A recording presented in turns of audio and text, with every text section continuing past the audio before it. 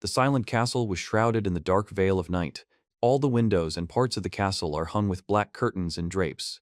The building's hall was filled with people in mourning clothes, who were quietly shedding tears, and voices could be heard flowing from behind the black curtain. The man says that they have already heard the news about Ruvain's successor. He explains that this is the son of a humble singer, the bastard of the family, and says that it is obvious that this incident is the work of this scoundrel. Nina, a member of the Black Beast Order, says it's a failure. The guy is silent, holding a book in his hands. Nina comes to him. The guy says that Nina's manner of speech is increasingly reminiscent of Jean, and Nina says that they are all talking nonsense. Adrian Lacan Ruane reveals he is partly an illegitimate child. Nina says that they shouldn't continue this nonsense, and that they are not to blame for the death of that woman's son. The man says that the young lord is not the least bit angry, and that he only wants to scratch his fists on them. The young lord, who at first glance appears gentle and kind, has held the status of heir to Ruvain since childhood and is also a friend of the narrator. Duke Ruvain had 3 sons. Ruvain Adrian is a bastard, Gerald Lacan eldest son, and Aidan Lacan Jr. The twins Gerald and Aidan had a better chance, but the Duke hadn't had time to change the right of succession to the duchy, so Adrian became the heir. The problem only arose recently. The elder of the twins, Gerald, died suddenly. It is now clear what actions the Duchess will take. Nina reports that, however. Nina says that this is, of course, one of the sides of Adrian, but with such an outlook on life, how is he going to survive in this world? The guy tells Nina to stop. When the Order was going on a reconnaissance mission to the Purple Forest, Nina wanted with all her might to stay close to the young Lord Adrian. Adrian was a little worried, so Nina stayed. Nina reports that she still has a job. The man says to come in. The butler greets Adrian. Nina reports that he hasn't been seen since they arrived here and asks why he suddenly came here. Nina says she most likely has messages from the Duchess. The woman reports that the Duchess asked me to convey her wish to have tea with young Master Adrian and wanted to know if she would like to join her. Right now, the guy is sitting at the same table with the Duchess. The woman says she is glad they came and that it is good that the tea has not cooled down. She asks to try her wonderful tea. The guy says that Nina has no reason to worry. The woman reports that in recent days she has been visited by thoughts. The Duchess says Gerald was such a smart and obedient child, and Adrian confirms that his death left a deep wound. The woman thanks him for the words he said and says that she knew she would be understood. She says that's why she can ask for something. Nina abruptly lifts the cup and simultaneously holds a sword in her hand. The man reacts to her actions with surprise. The guy exclaims, turning to Nina. Nina says she's 100% sure. Nina drinks from a flask. Nina says that if you drink tea, you can feel the taste and aroma. Nina says she knew it. Adrian rushes towards Nina. Nina says she was right. Adrian screams, "NOO." The guy says, "Damn," and Nina says it hurts more than he thought. Nina says she feels like her whole body is on fire and her organs are melting, and wonders how Adrian could have survived if he had taken a sip. Nina says that she has to help the master, but her body doesn't move. She says she can't move. The guy tells Nina why. The guy makes a sound of surprise and pain. The Duchess says, "Oh my God," asks to leave the worthless servants, and offers to have some tea. Adrian leans forward sharply, his fist clenched. A servant announces that the Duchess has given an order. The man supports Adrian, who walks with his head down. The man says to just sit down. The guy is silent. Then the guy with chains on his hands and a glowing purple fire says, "What the hell?" The guy says that darkness is not just the absence of light, but something that absorbs light and turns it into darkness. The guy says to tear apart all his enemies and grind them into dust. The guy screams, making piercing sounds. The guy asks how this is possible, then says that he has never seen such power before and asks for help and rescue. The man asks the lady to run and says that attacking this force is pointless. The Duchess shouts Adrian's name. She tells him that he thinks his life will be peaceful after this and adds that everything is happening just because of a girl. Adrian squeezes his hand and a dark pink glow with patterns begins to emanate from it. The guy says, "Ha," then he calls Nina. Nina asks not to leave her. Adrian carries Nina in a cloak. Nina says that if she manages to escape, she is curious whether the interlocutor will remember. Nina reports that her body is getting colder, but at the same time she is hot, and explains that it feels like heat and cold are fighting each other. Nina reports that her spirits are having difficulty ridding her body of the poison, and explains that the north wind and frost overcome these difficulties. Nina reports that now everything seems cold and gloomy, as if he is falling into icy water, and says that he wants to sleep and falls asleep. Nina says that she remembers the past as if her whole life flashed before her eyes and calls it her past, confirming this with the word exactly. She says that was the day it all began and the day she remembered her life in another world. It is said that life was ordinary but poor. They reportedly lived in a village that was struggling to make ends meet. Nina says she grew up in a loving family with kind parents. She explains that misfortune never comes alone, and that was the day her parents died. Nina reports that, of course, the misfortune didn't end there. She recounts that on her 5th birthday she remembered her past life. She realized she was inside a novel. A man shouted her name and asked where it hurt. The guy asks where it hurts. He talks about a past life in which there was no room for hunger or loss of loved ones, and about a life that flowed peacefully and beautifully, bringing tears to his eyes. Nina reports that memories of both worlds filled her mind, and it was a shock for her. A girl screams while holding a plate of foam in her hands. Nina screams, and the girl calls Nina. The girl speaks again, and Nina warns not to touch her. The girl says that she is not Nina and that this is not her home, and those she is addressing are not her family. Nina says she wants to go home and demands to be brought home. A woman screams at Nina as she runs away. The woman reports that several months have passed since her parents' death and how she's changed. The woman says she keeps talking about another world and must be going crazy. After the death of her parents, she was unable to recover and probably lost her mind. Nina says that everyone is wrong and doesn't know anything, and then reveals that she is not really Nina and never was. The guy calls Nina. He is crying, hugging his knees. The guy reports that he found it before sunset. Nina remains silent, expressing surprise. Nina says her brother's foot is bleeding. Her brother explains that he just lost his shoe and says she's probably hungry, so they're going to eat. The guy says that Bera bought a lot of delicious snacks that Nina loves so much and that she is waiting for them. He says, "Here comes Bera," the man calls Nina. Bera asks how she's doing, and Nina says it's good that she's okay. The man stands next to the girl and puts his hand on her shoulder. The family has a small and cute baby girl, and they are happy that they have her. Bera says it's time to go home. A man and a woman hug Nina. Nina says she threw all the chaos out of her head and moved forward. Nina says it's foolish to claim she's erased memories of the past, but it is what it is. She explains that she overcame the chaos, and the memories became a part of her. Nina reports that before she realized it, the memories had merged with her. The guy tells Nina that she helped the seller with the fruit. Bera says that it's great, and Nina replies that it's nothing. The woman says he's so smart, she should go to a city school. Nina says it's all thanks to her knowledge. The guy says that the ribbons suit Nina, and the girl asks if another color of ribbons will suit her and suggests buying blue ribbons. Nina says she likes the red ones better. She says she was so happy. It is reported that the happiness was short-lived. Nina reports that at that moment, Varrock attacked their village and took away her last happiness. The guy shouts that it's Varrock. The man reports that Varrock has attacked them and urges them to run away quickly. The woman is screaming for them to stop standing there and run quickly. The man is calling for rescue, and the girl is screaming. The woman says that her children are where her children are, then remains silent. The man says sister, and Nina calls brother. A man screams in pain. Nina reports that after Varrock, they were attacked by a gang of robbers, and now, having become an orphan, she became a slave. The girl says she is cold and wants to sleep. Nina says she can't live like this anymore and asks not to make her suffer. Nina sits and is sad. The voice tells you that everything is fine and there is no need to be afraid, explains that you can get up and move on, and also says that sincere words will help in any situation. Nina says that anyone will see the sparkle and determination in the eyes. She explains that there is something important in the soul. She says she thinks she saw her brother and sister in her dream, but she's not sure, and explains that everything was blurry and strange. Nina says it calmed her down. She says she misses them. She explains that if she keeps crying, her brother and sister will be sad, and she needs to live for them. Nina reports that a few weeks later, she found herself in Ruvain's mansion. The woman says that Nina is the new maid that was talked about, and says that she will introduce her to everyone, offering to follow her. The woman says she asked for a smart, mature child, but children are in fashion now. She then informs them that they are in Ruin's mansion. She explains that the family includes a duke and duchess, and the new mistress recently gave birth, so they need to be careful with her. The woman says that Nina will meet the Duchess in any case, once she gets comfortable in the kitchen, and asks if Nina is good at washing dishes and peeling potatoes quickly. The woman suggests that Nina should spend some time exploring the mansion during her breaks. The woman says that the Duke has an illegitimate son named Adrian, and is surprised that she could forget about it.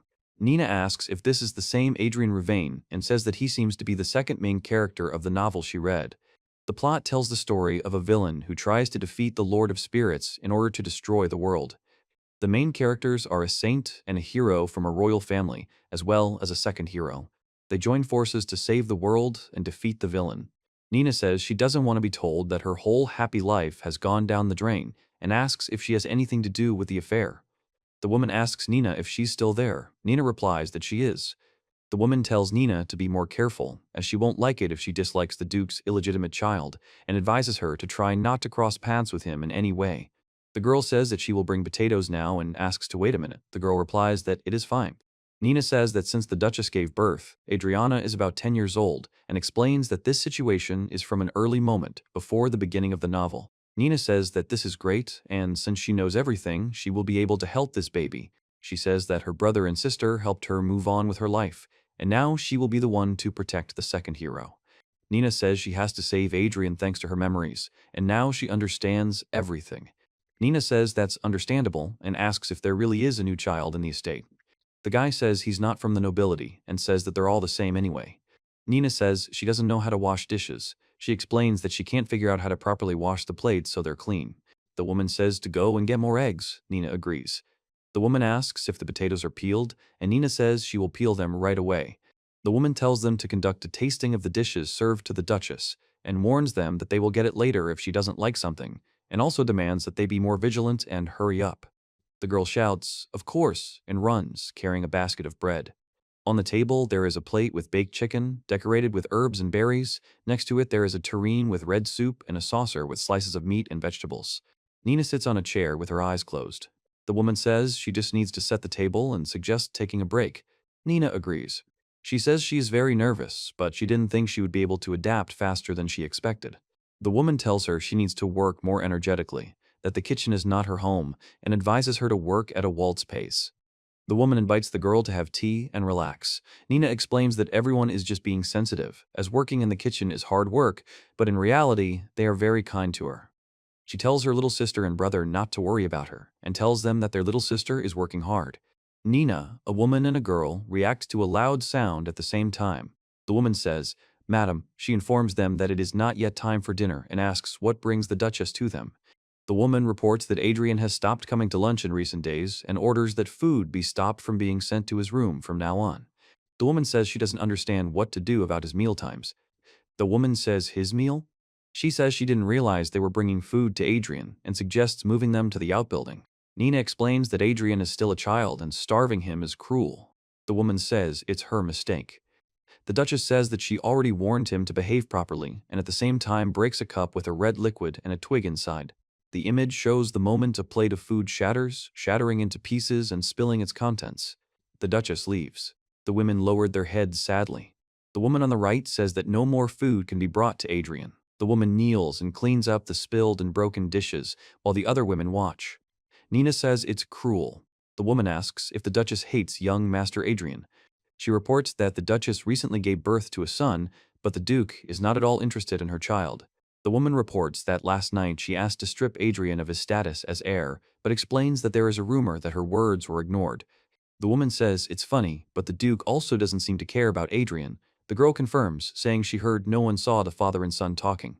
The woman says she doesn't understand why he would bring an illegitimate child into the house. Nina says she hasn't thought about it either, but the girl remains silent. Nina says that starving him is cruel because he is still a child. Nina asks if she can secretly bring him food. The woman says they'll get in trouble if they bring food to Adrian and asks how Nina listened when the mistress yelled at them. Nina replies, "No." The woman says that, as was said, we cannot allow the child to die of hunger and asks to simply do everything quietly and return without being seen by anyone. Nina says that's exactly it. Hadrian's building. Nina says it's so empty here, and maybe it's because no one is watching him, but it's creepy here. The girl says that it is interesting to see his face and reports that the description of Adrian in the novel was not very detailed but rich. The Duke of Rouvet was a true gentleman, so much so that rumors of his scandalous history were empty words, and his voice was graceful and calm, accompanied by an elegant smile, a friendly manner of speech, and impeccable posture. Fiona felt a cold rage hidden behind the smile and politeness, and that was why she would never fall in love with Rouvain. Nina says that if she had to choose who to end up with, she would choose the secret gentleman, but everything is obvious from his childhood. She explains that the Duchess could not be. She says this is his room. Nina knocks on the door. The girl asks to forgive her. Nina says good afternoon to the young gentleman and informs him that she has brought him lunch. The guy is silent. The guy says that the book contains information that there are many magical creatures in the world. The girl is surprised and says that he ignored her. Nina turns to Adrian. Nina announces that the lunch menu includes beef stew, which smells wonderful. She says she peeled the potatoes herself and thinks the guy will love it once he tries it. Nina is silent, and the man silently holds an open book. She says it's a bit awkward. The girl says she leaves food here. Nina tells young Master Adrian to please eat his lunch and not let it get cold. A guy is reading a book while sitting at a table. The guy asks what they just called him. Nina had already returned to the kitchen. The woman explains that Nina is full of energy after visiting the gentleman.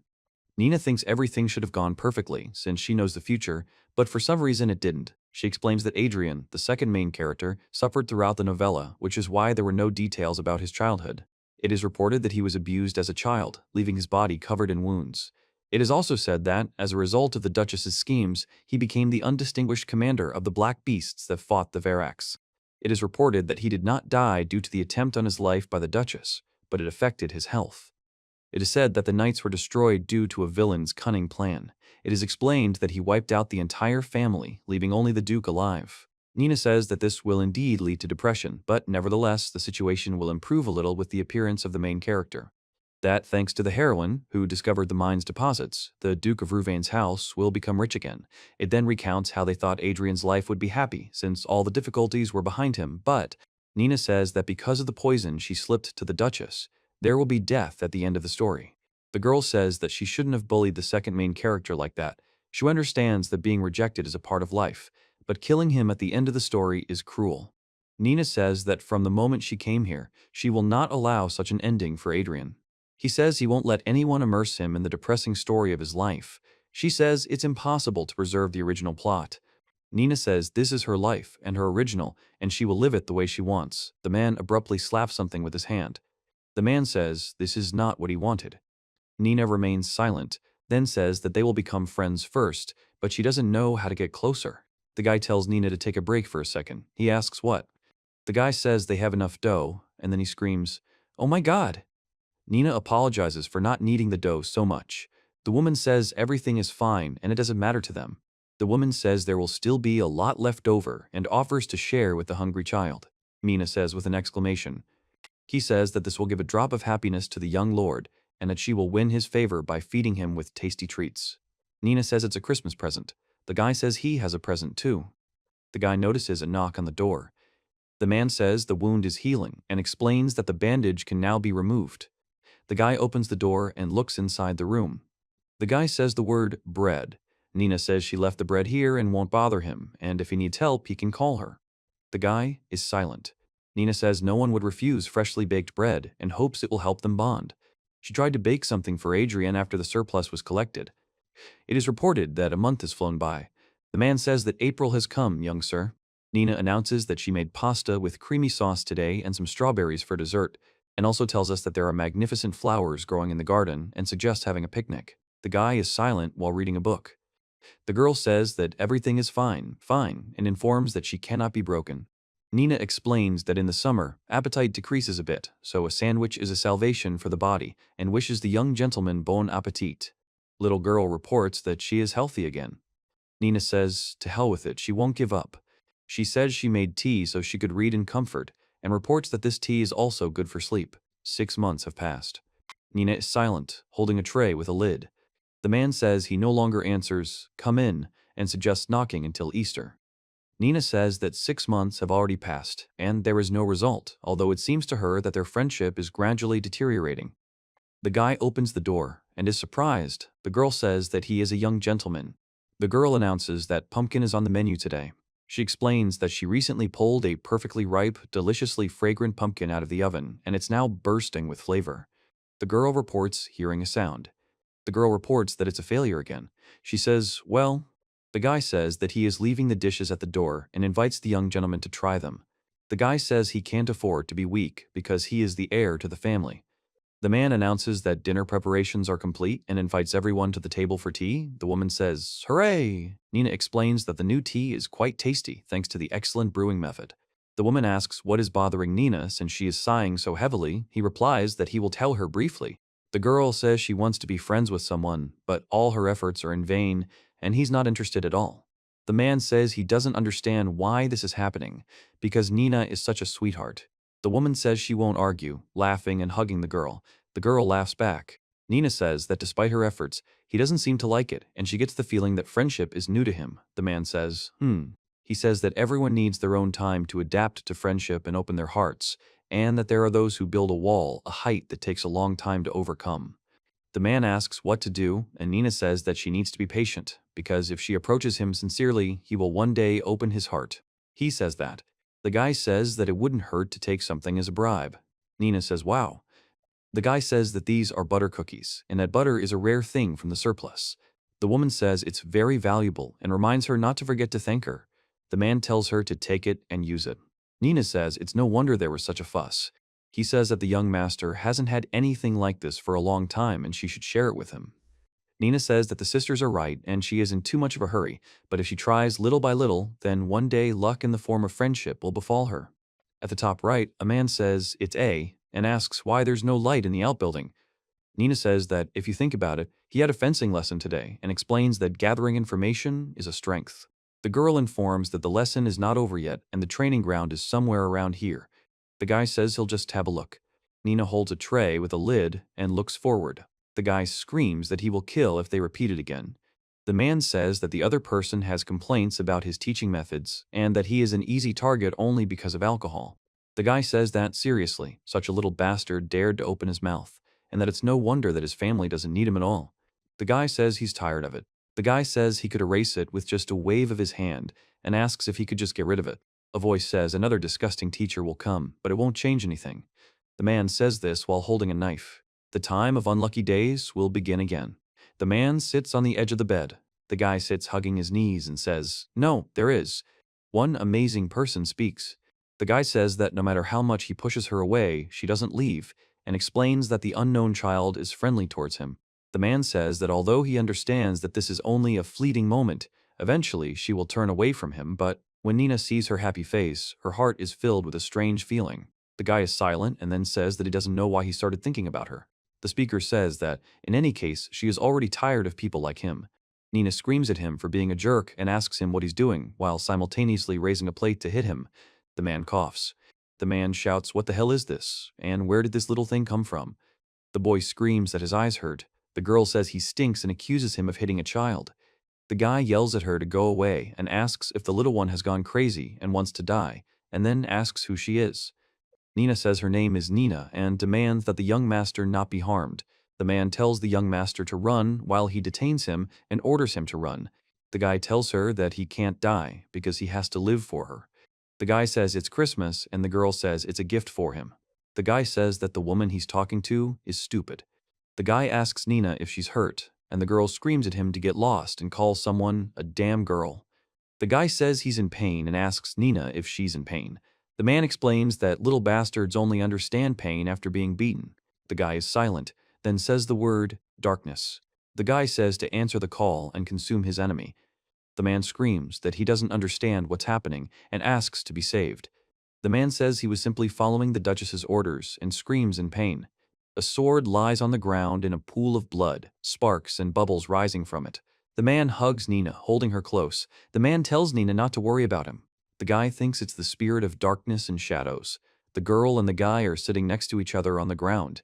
Nina says she knew Adrian was a summoner, but never saw one in person, and asks if he made a pact with the spirit of darkness and shadow at such a young age. It is said that one must sincerely believe in their existence. He informs her that she is also a summoner, and a summoner must believe in something out of their despair, even if it does not exist.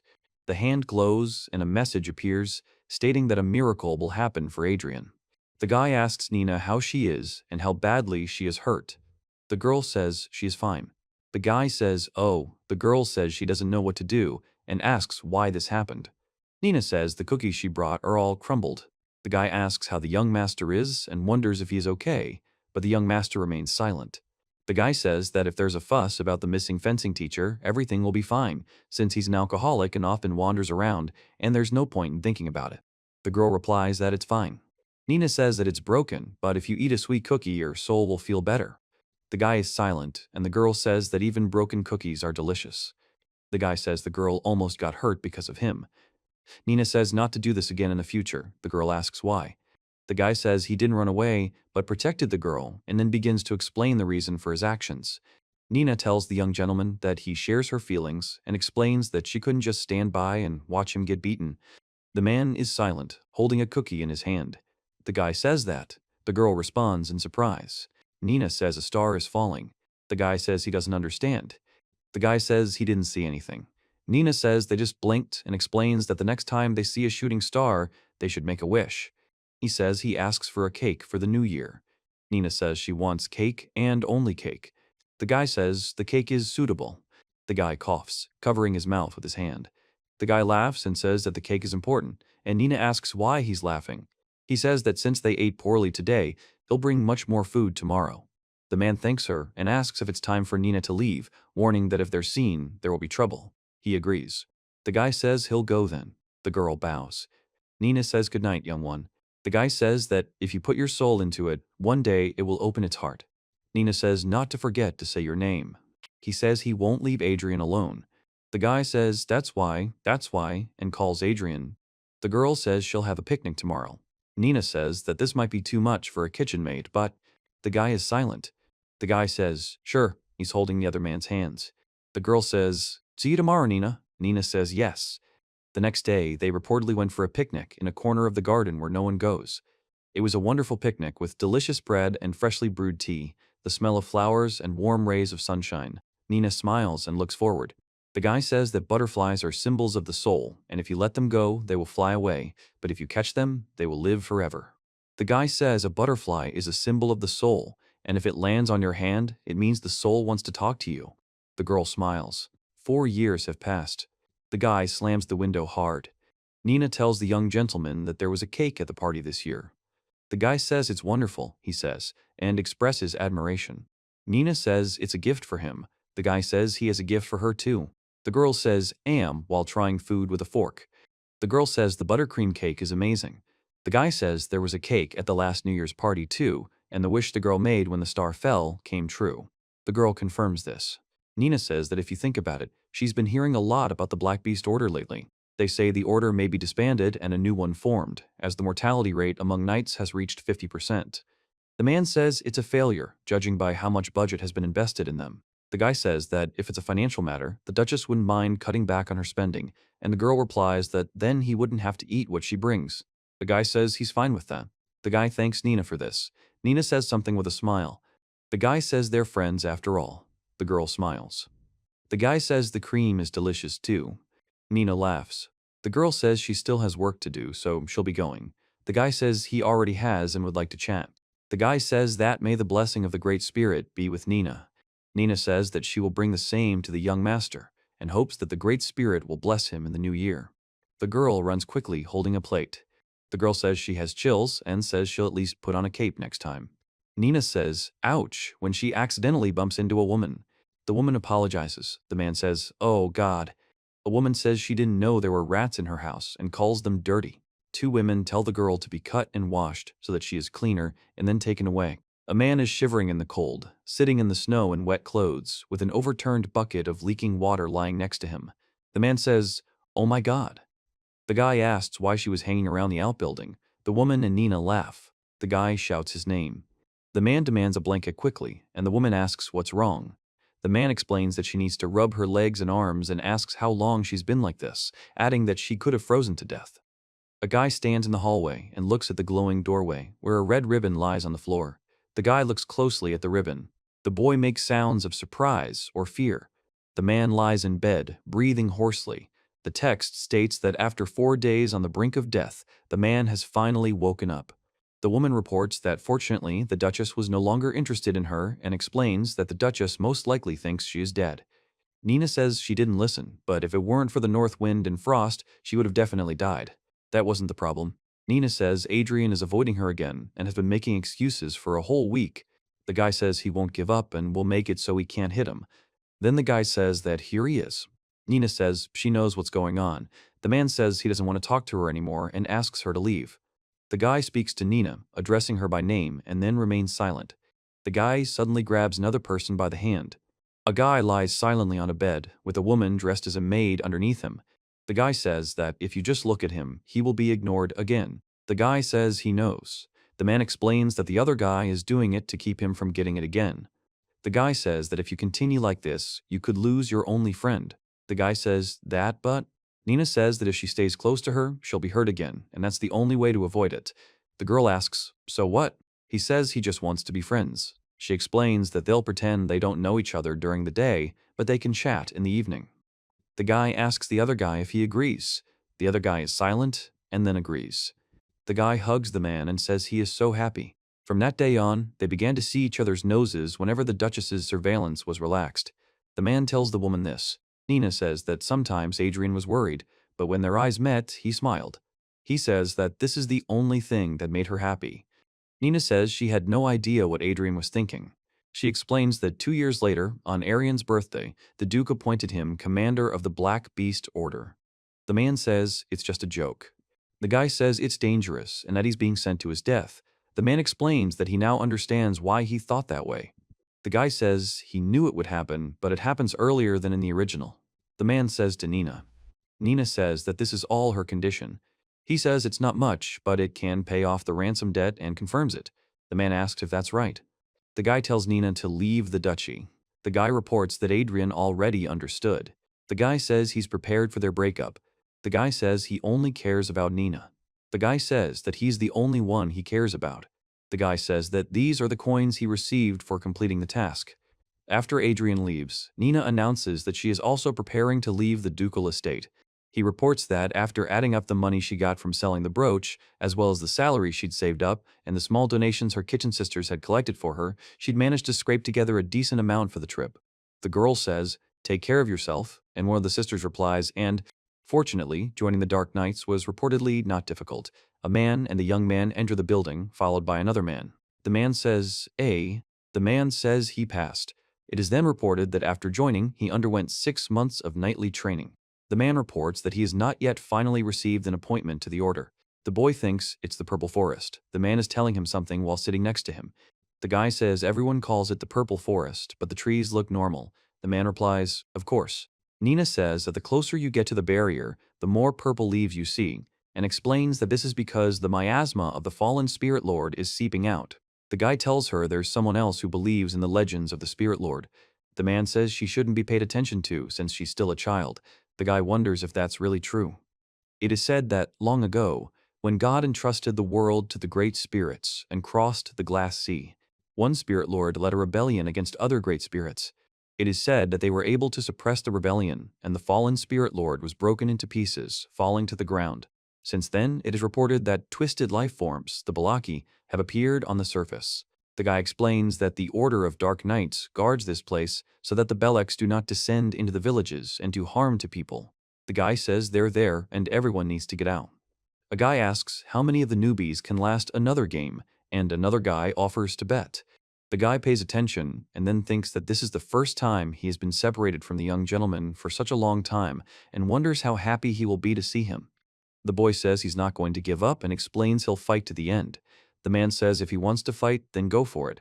The man says he's not going to stop him. The guy on the right says he thinks the commander is the same age as his brat.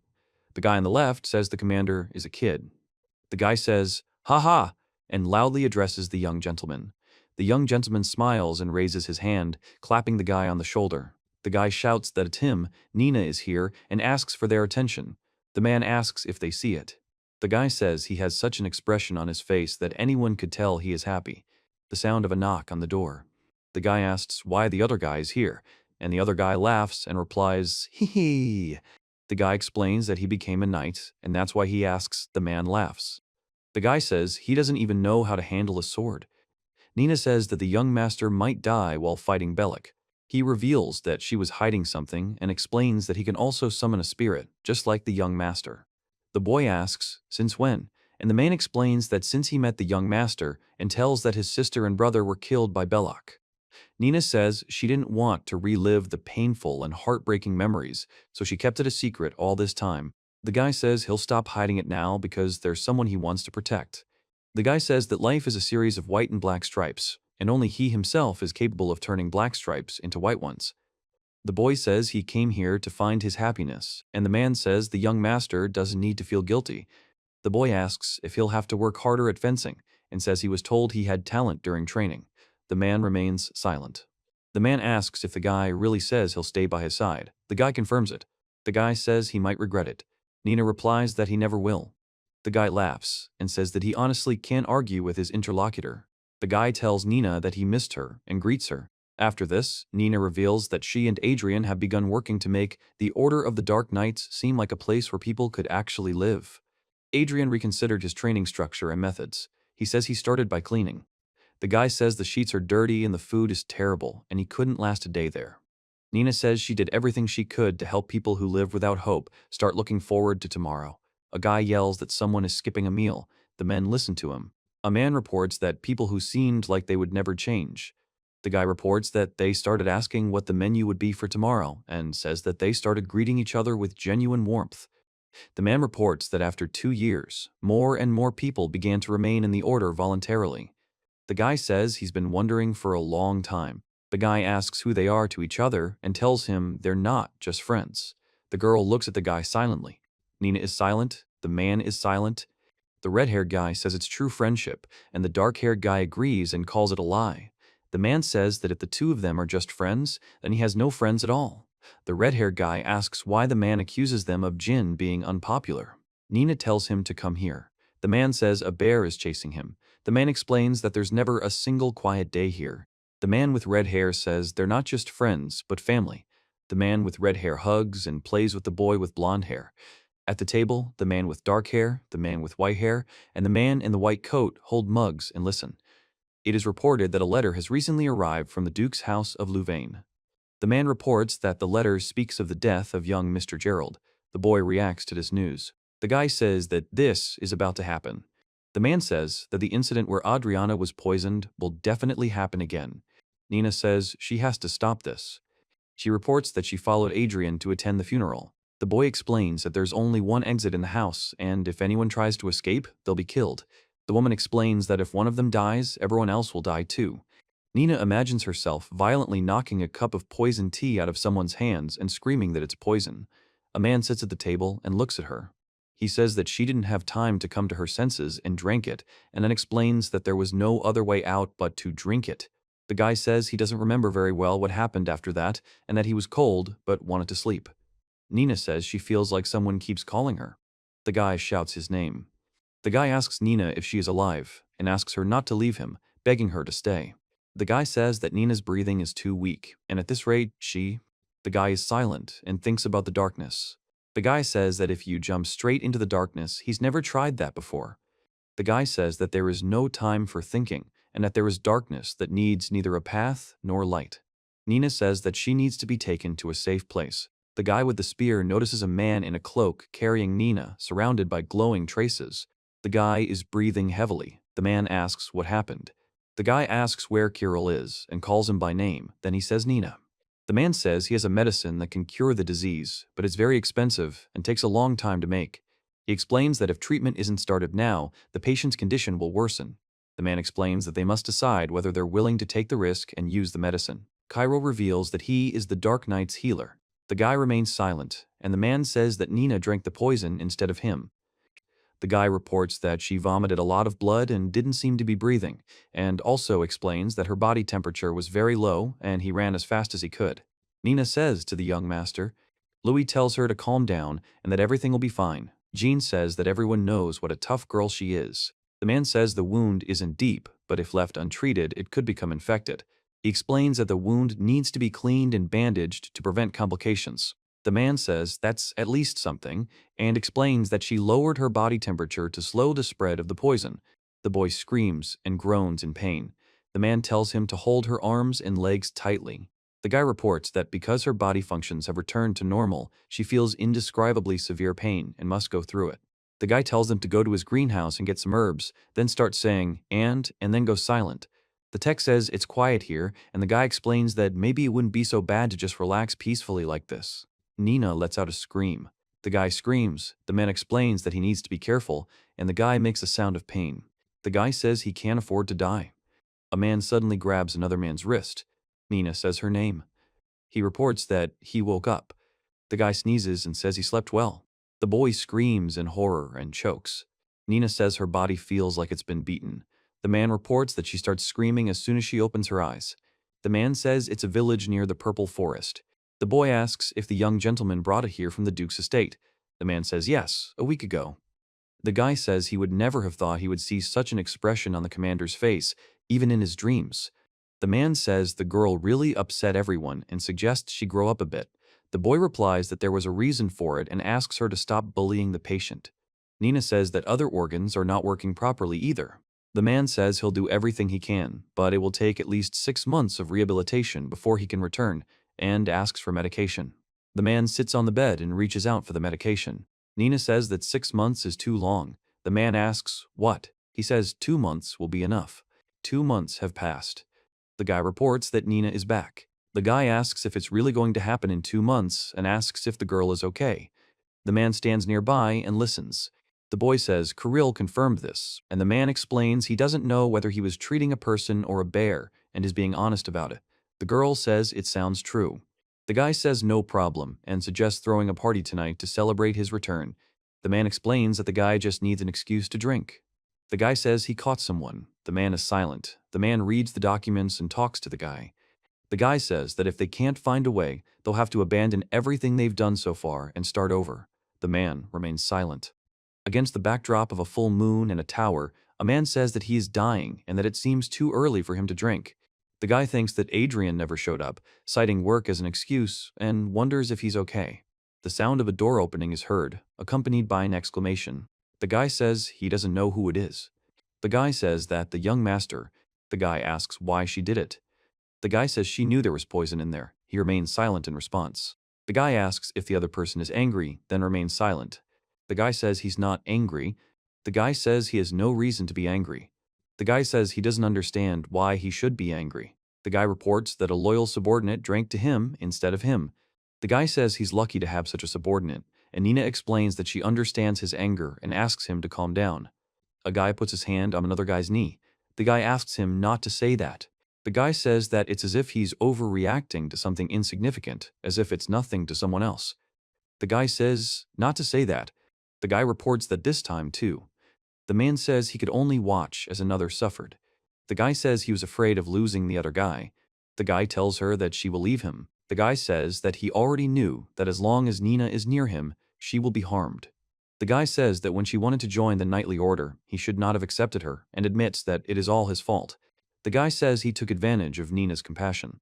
The guy closes his eyes. Nina is silent, then Adrian speaks. She says that she knew that the tea was poisoned, as was said, and explains that she could not help but find out whose unbearable smell it was. The guy asks why, and the man explains that it's obvious. The guy explains that because the other guy was going to drink it, he knew everything too. Nina reports that he stopped her when she tried to check him out first. He informs her that from now on it would be better to be prepared. He warns that if someone tries to drink the poison, she will drink it instead of him, and if he is going to take the blade, she will take it instead of him. The guy tells Nina that he made this choice because... The guy says that if he can't find a way, he'll be forced to give up everything. The guy says that he thought that drinking poison was the only way out, because he has some resistance to poisons, and even just fainting would weaken the Duchess's observation. The guy reveals that he didn't do it just to save some pathetic young gentleman. The guy asks what's wrong with Nina's face, and Nina laughs. The guy says he knows their young master is not some naive lamb. The guy says he's ashamed. He says the girl decided to stay with him, knowing everything, and he continues. The guy says it's time to sit down. The girl sits down next to him. Nina says that no matter how well it was planned, it is not worth causing such harm to your body. The guy says that if he dies without doing anything but good to others, he will be in despair, then asks what about the interlocutor. The guy says what will happen to him if Nina is not there. He says that he too will be careful in the forest swarming with Belacs, and explains that this is the best promise a member of the Dark Knights can make. Nina says that we need to restrain him no matter what. The image shows 2 hands clasped together. The text states that in this world, to make a promise, one must clasp one's palms together. The guy says they need to hold him back, and the text above says they need to stare into each other's eyes. Nina says yes. The guy stands with a sword on his shoulder, spirals swirling around him. He looks depressed and makes a sound that expresses displeasure or irritation. The guy tells Nina that she doesn't care how she looks and suggests that she not go on patrol today. The guy reports that incident number 3 is over, and the next one is the complete destruction of the Dark Knights. The guy says they're finally starting to act like a true knightly order and asks what total annihilation means. He expresses disbelief and surprise. The guy says that even though he's a minor character, it's too cruel. Nina says she was worried until she fell asleep and ended up having strange dreams in which Bellic devours her and destroys the fortress. He calls Jean and asks him what he thinks would be the reason for the destruction of the Dark Knights. Jean responds with surprise. The guy with the spear says he doesn't understand why the girl asked such a terrible question and asks if he was having a nightmare. The other guy explains that she seems to be, but he just feels uneasy. The guy says it's scary to even imagine, but it's probably because they're broke. The guy says the word money and explains that their weapons are made of very expensive steel, which is why they cannot use them to their full potential and therefore cannot properly cut the skin of high-ranking Bellacs. The man says that if a group of high-ranking Belmax attacks them, they will destroy them completely. The guy says it's too realistic and now he's even more worried, and the man says she asked and now she's unhappy. The guy says that the appearance of such Bellacs is a rare occurrence, so everything should be fine, and that worrying about money will not magically solve their financial problems. Nina says, unless they accidentally stumble upon a steel shaft. Nina responds with surprise and repeats the word shaft. The guy tells that Fiona, the main character, definitely found a mine in the Purple Forest, and it was a mine of Mun steel, which is better than Lingxi steel. The guy says he can't understand why this is happening. The spirit says that he would search the forest alone if he could, but if he runs into a high-ranking Bellac, he will die, and adds that he says this seriously, not jokingly. The guy says that simply acquiring a suitable weapon made of Lingxi steel would be very helpful, and the man explains that they don't know where to get the money. Nina says she has to do something and can't let the Dark Knights die, so she won't lose her family again. The man smiles and scratches his head, and another man holding a folder smiles back. Several men are chatting in the background.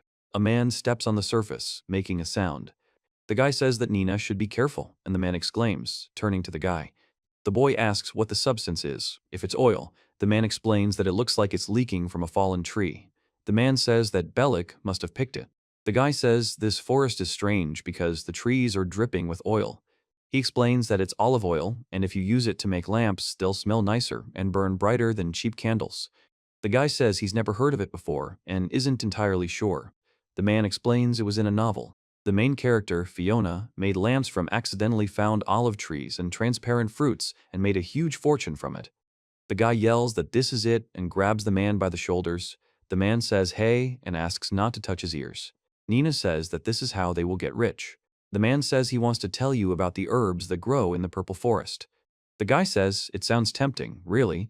The man explains that the supply of medicinal herbs is always lower than the demand, especially for herbs that grow only in the Purple Forest. Nina says that's exactly what she meant. The man explains that the oil from this tree is very aromatic, so if it were sold as lamp oil, it would be popular. The man looks at some herbs on the shelf and says he'll look at this herb and the other one, and the guy asks if that's true. The man says the guy knows a lot, and that's surprising. The guy explains that he's simply very interested in business. The man reports that supplies may stop in the future and that rumors about the duchy have been extremely bad lately.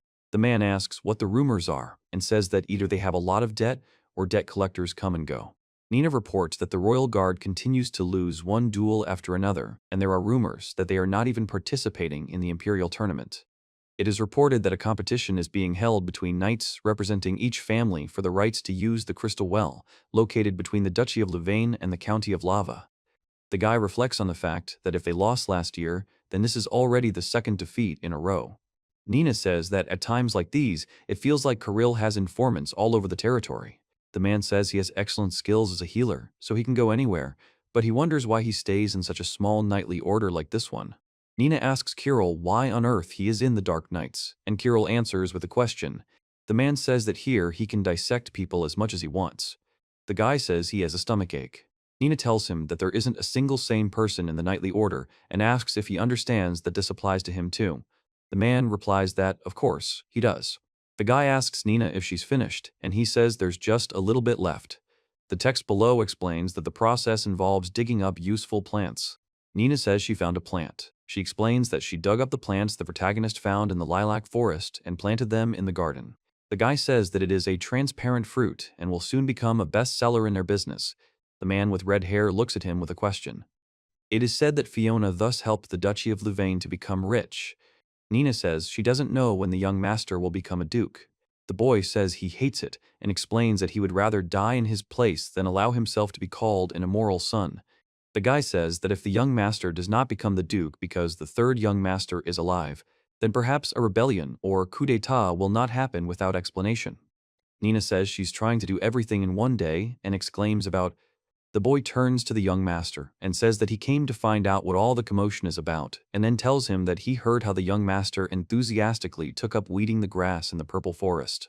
Nina says it's getting warmer, so she has to work hard on planting the plants now so they'll grow well in the summer so she can harvest them in the fall. The man replies, The guy says he'll help too and asks what needs to be done.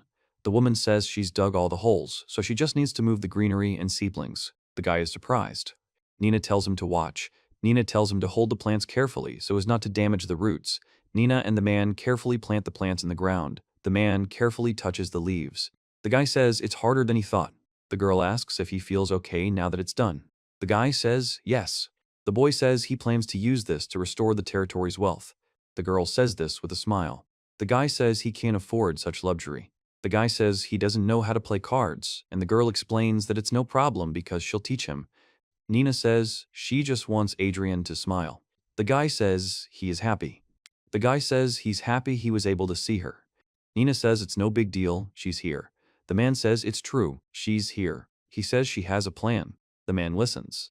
The guy says they'll sell tons of goods through the merchant guild and get rich, then they'll be able to eat cake every day. The man agrees. The guy says they'll change the bed linens to fluffier ones and replace all the old weapons. The man says that sounds great. The guy says that without competition, they fall behind. Nina says that when every day is already a struggle for survival, simple efforts are not enough. The guy says that it's not enough to just be able to understand, you need to realize that it will only get harder and that setting goals is his job. Nina says that she is going to make long coats for the elite and that they will suit her interlocutor, and also says that he should also apply. The boy says he'll take care of the garden, and the man will take care of the dark nights. Nina says that she will be grateful if the young master takes care of her in the future, and the young master replies that he feels the same way. It is reported that from that day onwards, the test for the selection of elite knights began. A boy strikes with a sword, a man parries it with a spear. It is reported that at the opening ceremony, candidates who had made it into the elite squad were announced, but in the end, there were less than 10 elite knights who were finally selected. The names Jin and Nina were reportedly on the list. The man says that everyone needs to get together. A guy says that long cloaks are only given to elite knights, and another guy exclaims in admiration. The guy says it's too big. The man laughs. Nina stands and watches.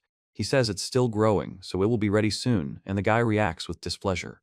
The text reports that several seasons passed, and despite the plants breaking and bending, they grew simultaneously, leaning on each other. It then says that 2 years passed.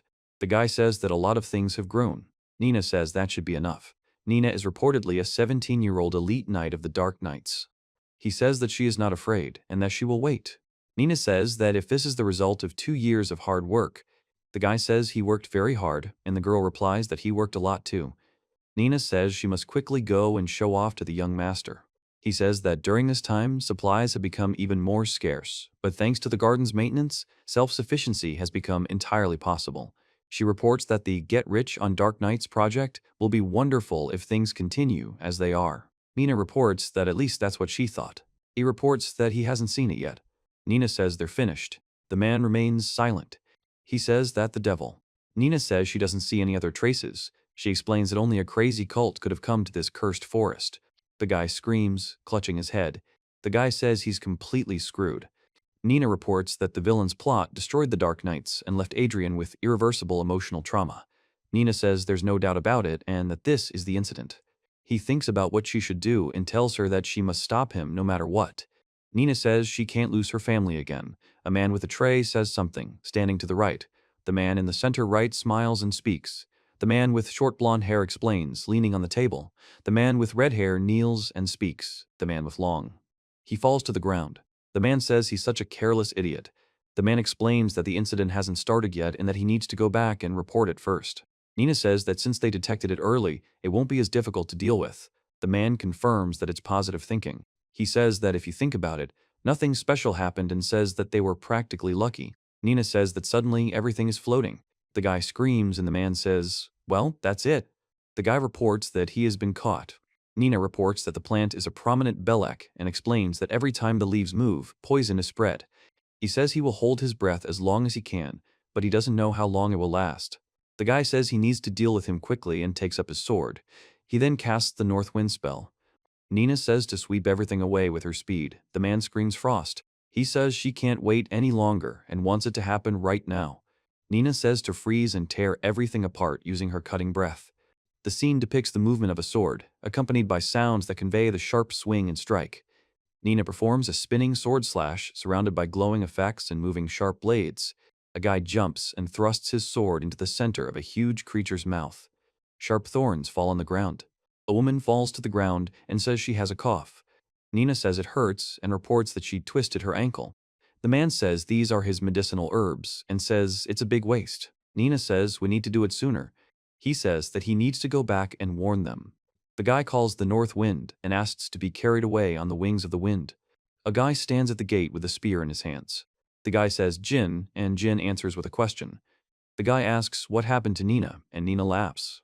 The guy says the girl just came out of the forest and asks why she went alone. The girl says that teams of two are a rule even beginners follow. The man says he'll listen to the lecture later. The guy reports that someone has installed a barrier, a magic circle, and explains that he was just about to do so. The girl listens. The guy says that he needs to inform the temple and says that the guy expresses surprise and then loudly calls Nina. Nina says she has a medicine that could help, but it's very rare and expensive. The man explains that they will do everything possible to get it and save the girl. Another man says they need to act quickly, otherwise it will be too late. A third man says he's already started looking for a cure and will soon be back. The man says that she will be fine, and that with such a concentration of poison, she will recover quickly. Nina reports that the real problem is an ankle injury, which will keep her out of action for several weeks. The guy says, "Phew," and the man says that as soon as she gets better, they will scold her well. The guy talks about the barrier and the magic circle, then says there's only one person he can test right now. The woman explains that she sat quietly at her son's funeral, and the guy asks if she's really started acting up again. The guy is silent. The guy says that it is not yet known what the enemy's goal is, but they will not be able to deal with the barrier on their own. The man says it would be better to notify the temple. Nina says this place seems familiar and asks where she is. Then a voice says that everything is fine and that they will definitely meet again if Nina. He says you will do it. Nina says she hears a sound. The guy stretches and says he slept well. The man says Nina can sleep as long as she wants, brat. The man punches Nina in the head. A guy yells that hitting a patient with violence is wrong. The man says this is pointless talk and offers him something to eat. The man says everyone's so worried about Nina and asks how many times this has happened. Nina laughs in response. The text below says there are no comments. He says there won't be any patrols today. Black Shield Fortress should be pretty quiet, and since the girl has an injured ankle, she should be a good girl. The girl asks why. The guy says Nina said she discovered something wrong with the barrier. Nina says they reported it to the temple and they sent a priest there. The man reports that the commander and elite knights have gone to investigate the site. The girl says it's a great relief and that the temple acts quickly when it comes to such things. Nina eats with a chopstick and makes a sound expressing pleasure from the taste. This problem will probably be solved just as easily. The man says that all the elite have left. The man shouts, "Nina!" She says she couldn't forget something so important, calling it the final boss of the story. A window shatters in the room, and he stands looking at it while the man dodges the flying shards. Nina says she can't believe this happened, and that she can't let it happen. The man says this isn't just an illusion, but reality, and that they need to act immediately. A man screams the name Adrian against a backdrop of a broken window and flying bats. The window glass shatters. Nina screams Adrian's name. She says she couldn't forget the final boss of the story. The man says that this is the high priest. Nina says she doesn't understand what's happening. The man is standing behind her. He tells Kyril to quickly run to the fortress and help people evacuate immediately. They say he's going into the forest and warn him that in his condition he could die. Nina calls Kyril by name. He asks and tells to survive. The man announces that he has arrived. The man says, "Nina." The scene depicts a multitude of bats taking flight into the night sky, surrounded by vibrant blue and purple lighting effects. A loud YAA scream is heard, followed by a bang and two booms. Men with guns watch the scene unfold. Winged creatures fly in the sky, and a tentacle with crystals emerges from the cracks. The guy swears and says that there are so many Belmax here that there is no end to them. Nina speaks of the blade of the howling wind and the icy sharpness of the frost. The man lets out a cry. He says she's late. Nina asks where the young gentleman is. The man nods silently. He says, "Ah." The guy shouts, "Young master," and Nina speaks more quietly. He is still breathing. The guy shouts to Nina that she is behind him. Nina deflects the attack with her tentacles. He says that if he doesn't give up, he will die. A man says, "Oh my God," when his foot steps on something. The scene depicts a man striking a blow with a sword, accompanied by the sounds of combat. The guy reports that things are taking a bad turn. Nina screams that you shouldn't get in her way. Against a red and blue sky, a man is depicted kneeling on a large stone, plunging a sword into it, while magic sparkles and shimmers around him. The sounds of the action are accompanied by effects that convey the process of the sword being plunging into the stone. Nina says her body isn't in the best shape. The guy says that so far only one side of the barrier is destroyed, but if the others also break, even more Belix will come out. The guy says that if this happens, no one will survive. The guy talks about vibration and asks not to tell him what it is. The guy orders everyone to gather here, and the man with the sword reacts with surprise. Nina says that the north wind and frost are her longtime companions. He says that the silence that engulfs everything is the shield of the perfect winter. He creates a protective barrier around himself, inside which are three men. The cracking sound indicates destruction or breakage. The boy says he feels like he could die just by inhaling the miasma. The girl asks the young gentleman if he's okay. A guy asks how the man he is supporting is feeling. The guy says that Nina. A guy asks his interlocutor how he is doing and if his legs are okay, and the interlocutor says that he should be asking such questions. The boy says he can't let Nina die and explains that if she dies, he'll die too. The man says he can't let that happen. Nina extends her hand. The man says they were closest to the explosion and that their survival is a miracle. The woman asks what happened. The guy says he can't afford to die because he has a girlfriend he needs to protect. A man reports that a cultist has entered the temple. The man reports that the priest was checking the barrier and said there was a problem and then asked him for help. The guy reports that when he started singing, he listened without suspecting anything. The man says he didn't even realize it was a spell that explodes everything around him. A man reports that the explosion has caused a terrible miasma to spread. The guy says it's all his fault and he made a stupid decision. Nina says she's asking for forgiveness. He says she can't afford to be weak. Nina says it's not the young master's fault. The guy says everything is fine and he will fix it. The guy tells Jean and Louis to take the young gentleman and evacuate, to which Louis responds with a question. The guy says that you can't joke like that, and how can they leave Nina here? And the man says that they don't have time to chat. Nina says the ice shield won't last long. He says that, unfortunately, her frost and the north win themselves. The girl says they won't be able to reseal the barrier and asks him to simply trust her. The man listens. Nina says that the barrier hasn't been completely destroyed yet, so if we use the power of the higher spirit, we can stop it, and there's no better solution right now. The guy says that spirit summoners can do this, and says that right now. The woman says he guessed right away, as she expected from the young gentleman. Nina says that to summon a spirit with whom there is no contract, you must pay a price equal to its power.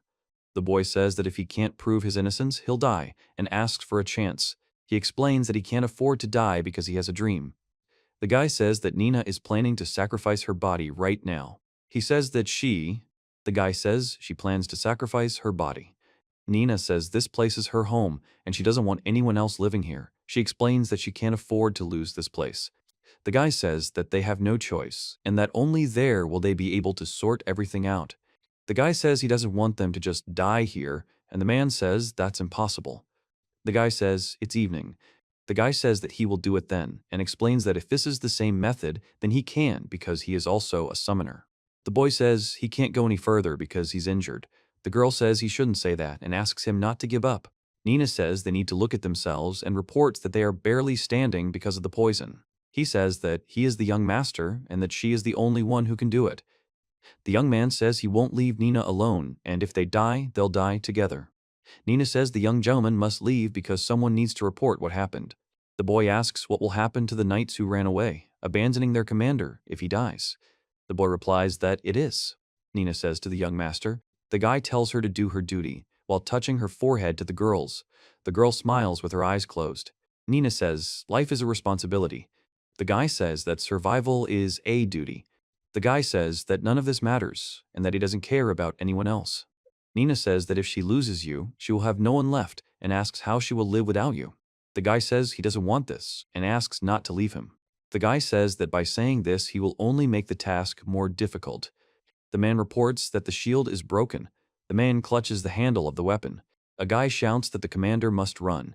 A man supports another man who appears wounded. The guy asks to wait and calls Nina by name. The guy says that Nina is not.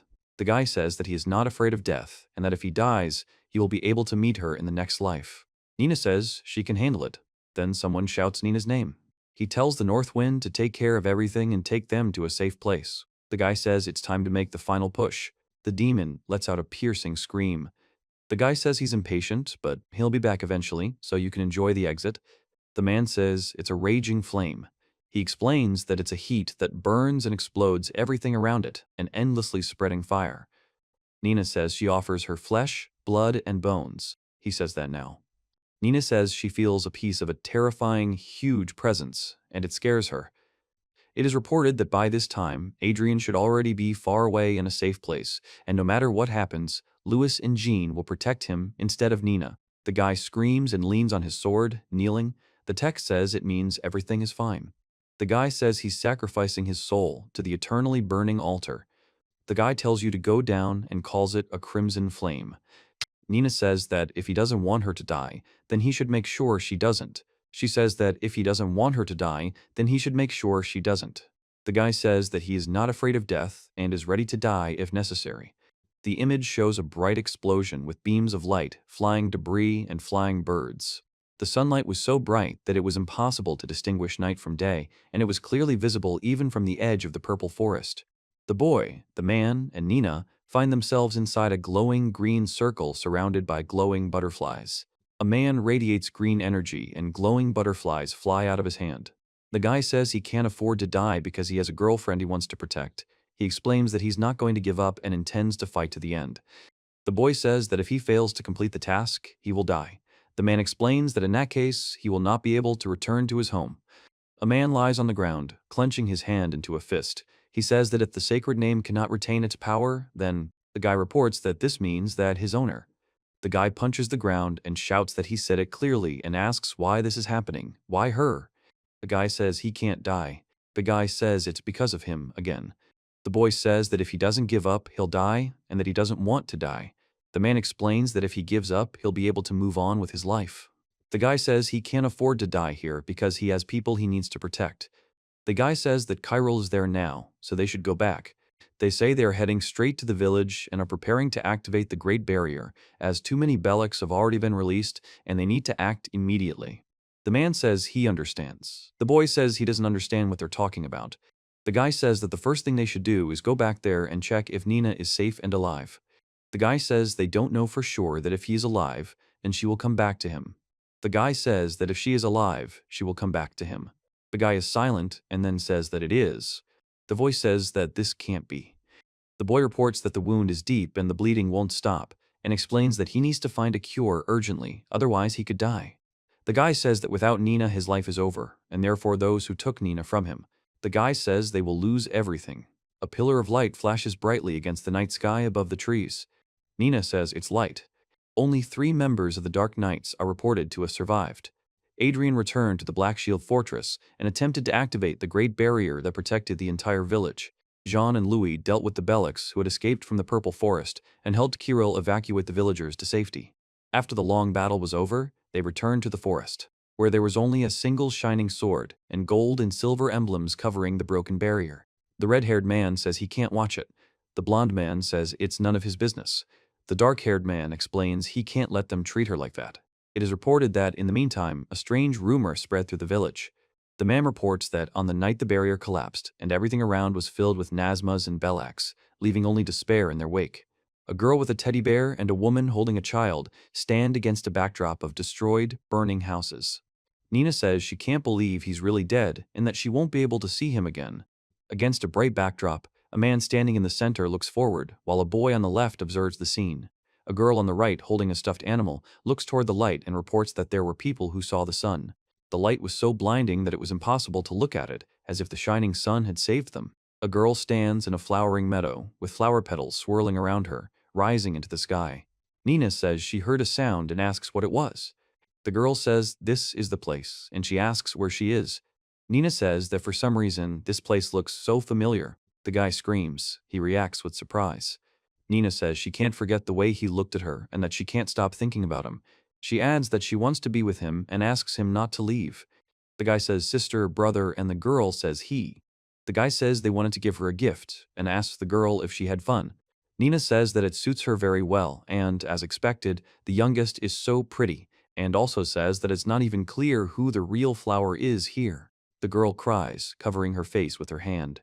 Nina says that the brother can give the girl a piggyback ride, or the sister should hug her tightly. The woman says she can't believe how much she grew and became so heavy. Nina says she's so happy, but it's just a dream, and that's why she's crying. She explains that whether it's a dream or a moment of life flashing before her eyes, she still wants to say it. The girl thanks you for loving her so much, despite all the troubles, and says that she always wanted to say this, even though it's late. The man says they always knew it. The woman smiles. The man says that it was very difficult for Nina, and now suggests that they return home together. Nina says she doesn't want anyone to suffer because of her and asks not to feel sorry for her. She explains that she doesn't want anyone to cry because of her.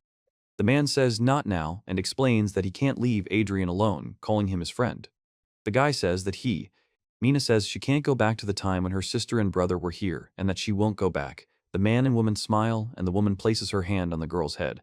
He says she now has a new home. The guy says he doesn't know who made him see this dream. The guy tells them to get out right now. The girl and the guy are standing next to each other, and the girl with the flower wreath is standing in front of them. The book page depicts a girl in a yellow dress with a wreath of flowers in her hand, looking at a man and a woman standing next to each other in a meadow. The book opens, and pages of text and images fly out. Nina stands, holding a bouquet of flowers, looking up at the pages floating around her. The guy asks who they are, and the girl says she's sorry. The guy reports that it seems Nina's memories got mixed up while they were skimming through her soul. Nina says she felt uncomfortable. The hand with the fiery claws says that it was good to see its sister and brother after so many years apart. He explains that it is charming and she immediately feels sympathy. Nina says that. He says that these two are not people but spirits that she summoned. Nina says she knows it sounds strange. The caption says it all feels so familiar. He says it's not flirting or anything, they just feel strangely familiar. The man reports that this is the first time. Nina says she doesn't understand what is meant, and the man says that there was a previous time and they were really surprised. The woman explains that casting the spell involves both body and soul, and reports that it seemed to her that they actually became fallen spirits. The girl asks if that's not how it's supposed to be done. The character in blue says that if Nina believes in them, that's enough, and only fallen spirits demand such a thing. The girl says that she has learned something. He exclaims and then says, Nina says that does this mean that she is not dead and is okay, and asks if they will tell her that she saw two spirits and now she will not be able to go back. The man says he'll start by deducing that the other person isn't dead. He explains that they simply wanted to see someone willing to sacrifice even their soul, so they took a shortcut. The man says the girl isn't listening to him. The girl says she's not dead. Nina explains that she feels very energetic and that it's great. He says that then he can ask one more question.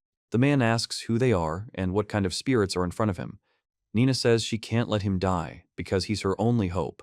The knight says he has no intention of dying and will fight to the end. The guy reports that he is laughing. Nina says she's truly sorry, but she honestly has no idea. The woman says that this is an eternally burning huge flame of the sun. The girl says that here he is. Nina says she'll give me a hint. She touches the gold jewelry with her fingers. He informs you that it is he who uses your longtime companion, the North Wind and Frost, as his shield, and explains that this is why he was able to reach you before her. Nina says that the North Wind and Frost are used as a shield. The man says it's winter and confirms it. The girl laughs and says that she apologizes for not recognizing her interlocutor. The girl says she doesn't recognize her interlocutor and asks if that's clear. The guy says that's not the issue. The stronger the spirit's concept itself, the higher its rank. Since they personify the sun and winter, they are, by nature, higher spirits. The text states that in most myths they would be considered deities. Nina says that such creatures are nonetheless. The man says he called both of them, and the woman says it was a rather reckless act. Nina explains that the human body couldn't fully withstand her power, so there were many damaged areas, and if it weren't for the winter, she would have burned to ashes. The man says that this is true and reports that fortunately he prevented soul damage. Nina says that the body needs to be restored, explaining that it won't be easy and will take some time. He says she's glad and thanks them both. She reflects on how long the wait will be if the sun and winter say quite a while, and that time will pass quickly if she relaxes and lazes around a bit. The woman says she would like to say something about this. Nina notices many figures approaching and expresses surprise. The woman says she's been thinking about teaching him fencing while they wait and explains that she's a personal. The man says it's a good idea, and that way the girl won't get bored, but he doesn't take no for an answer. The girl replies that she doesn't understand what's going on. The guy shouts something in amazement. The son's lessons were reportedly merciless. Nina reports that she fell. The woman says she will help and asks not to worry, but the guy tells them to just kill him. Nina says, ha-ah, and reports that the sun has brought her back to normal. She explains that there's no concept of a day here, so she doesn't even know how much time has passed. The girl says that in her opinion, it is 1,000 times more difficult than living in the Order of Dark Nights, and says that she misses the guys. Nina says, A man with a sword and a girl with a sword approach Nina, who is surrounded by flames. The man says that at least now he can be looked at without tears. The girl screams in response, expressing surprise and indignation. Nina says she taught him fencing, archery, javelin throwing, countering magic, and horseback riding, and now, at least he can talk. He explains that before, his skills were simply terrible.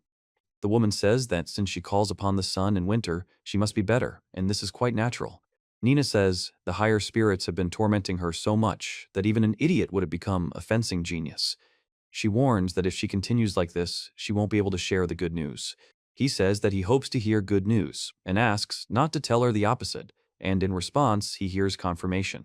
Nina says it's winter. The guy tells Nina that he made her wait too long and that her new body is ready. The man with fiery hair explains that she still needs a lot of training, but nothing can be done. What a pity.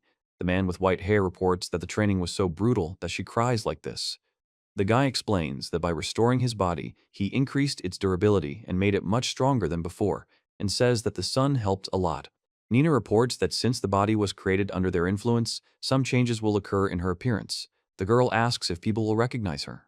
The guy says the powers aren't that strong, it's just the color of his eyes and hair. The man remains silent.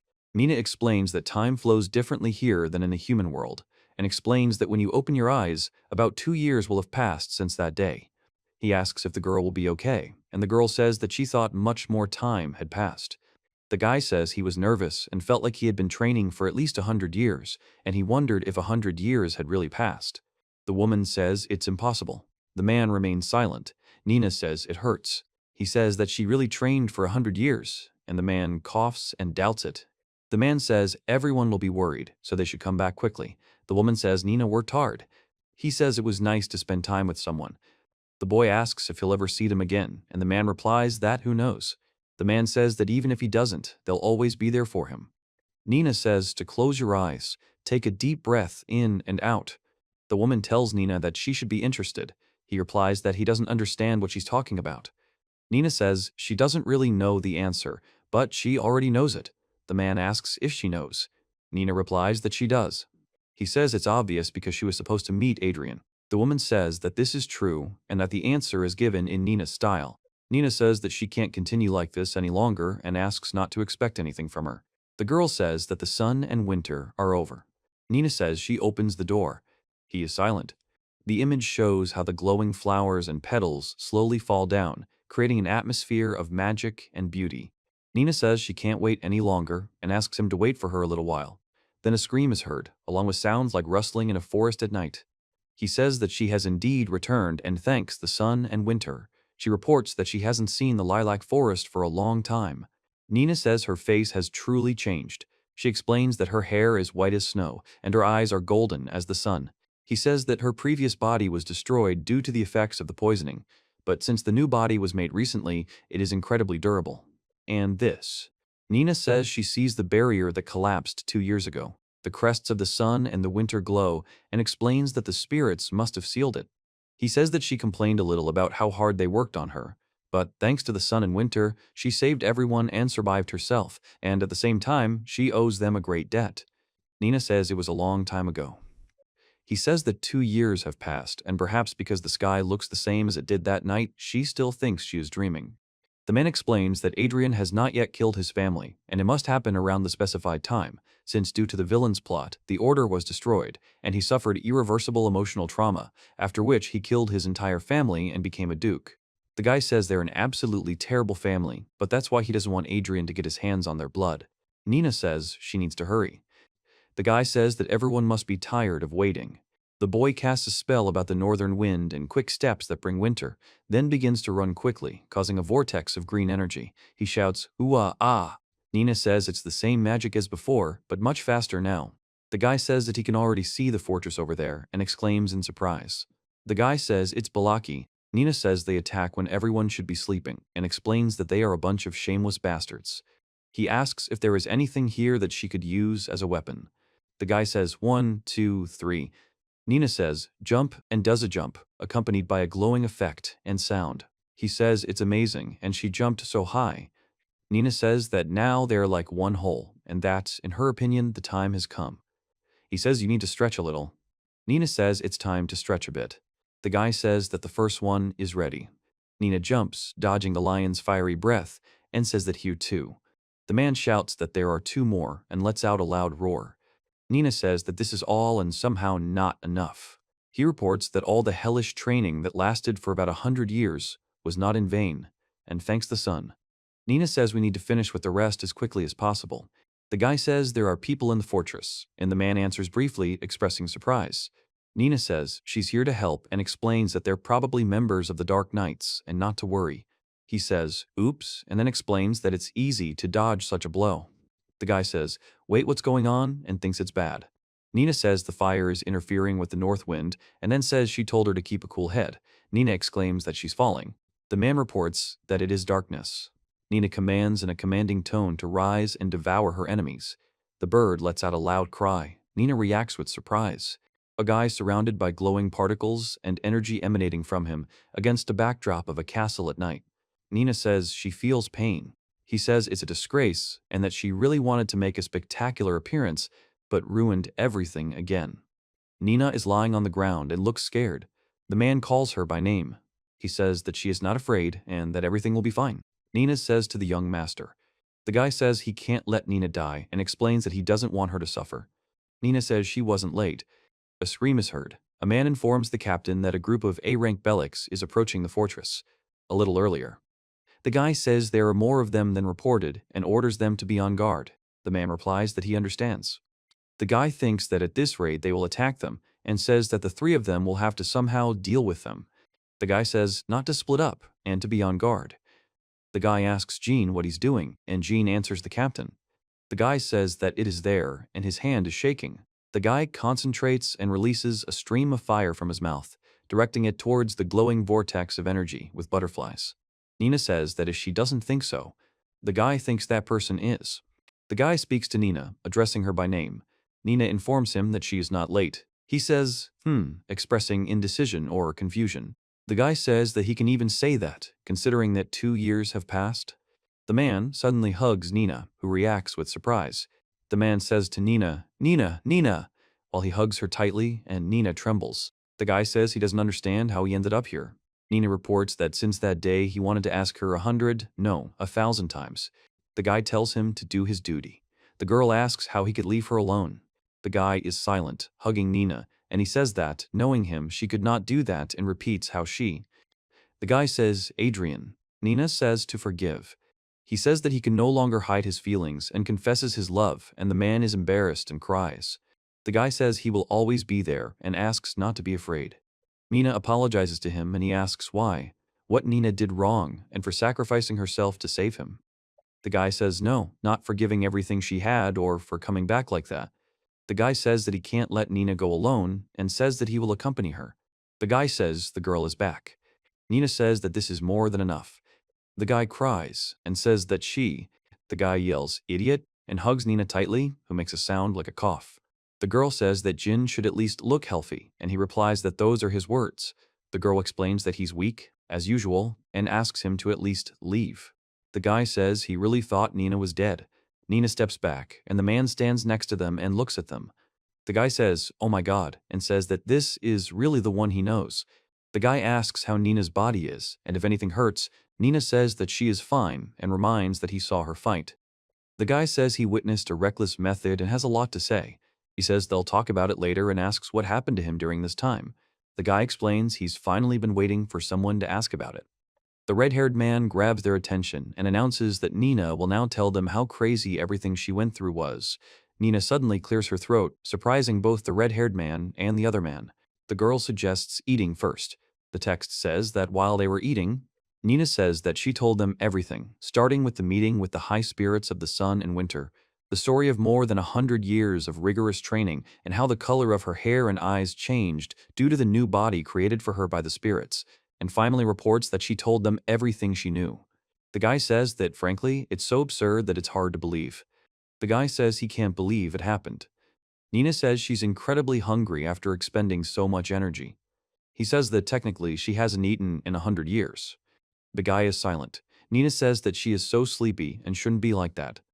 The guy says that they will need to return to the estate tomorrow, as everyone should be tired.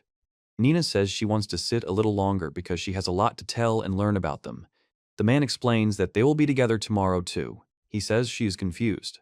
Nina says that's exactly it. He suggests that everyone sleep together and spread out blankets. The guy says it will be like a camping trip. The woman says it will be a good memory. The boy says he can't sleep and offers to talk. The man replies that he can't sleep either and offers to talk about what happened. The boy explains that he can't forget that day and is afraid it will happen again. The man explains that they must be stronger and not let fear control them. The guy says that since Nina is back, they need to increase the food budget a little, and the man says that he can't. He says that Jin was always spinning in his sleep. Nina says that if he wants, she can stay with him. She explains that she doesn't want him to be alone. He says he hears the same voices and the same laughter, and it seems like they parted only yesterday. The man reports that 2 years have already passed.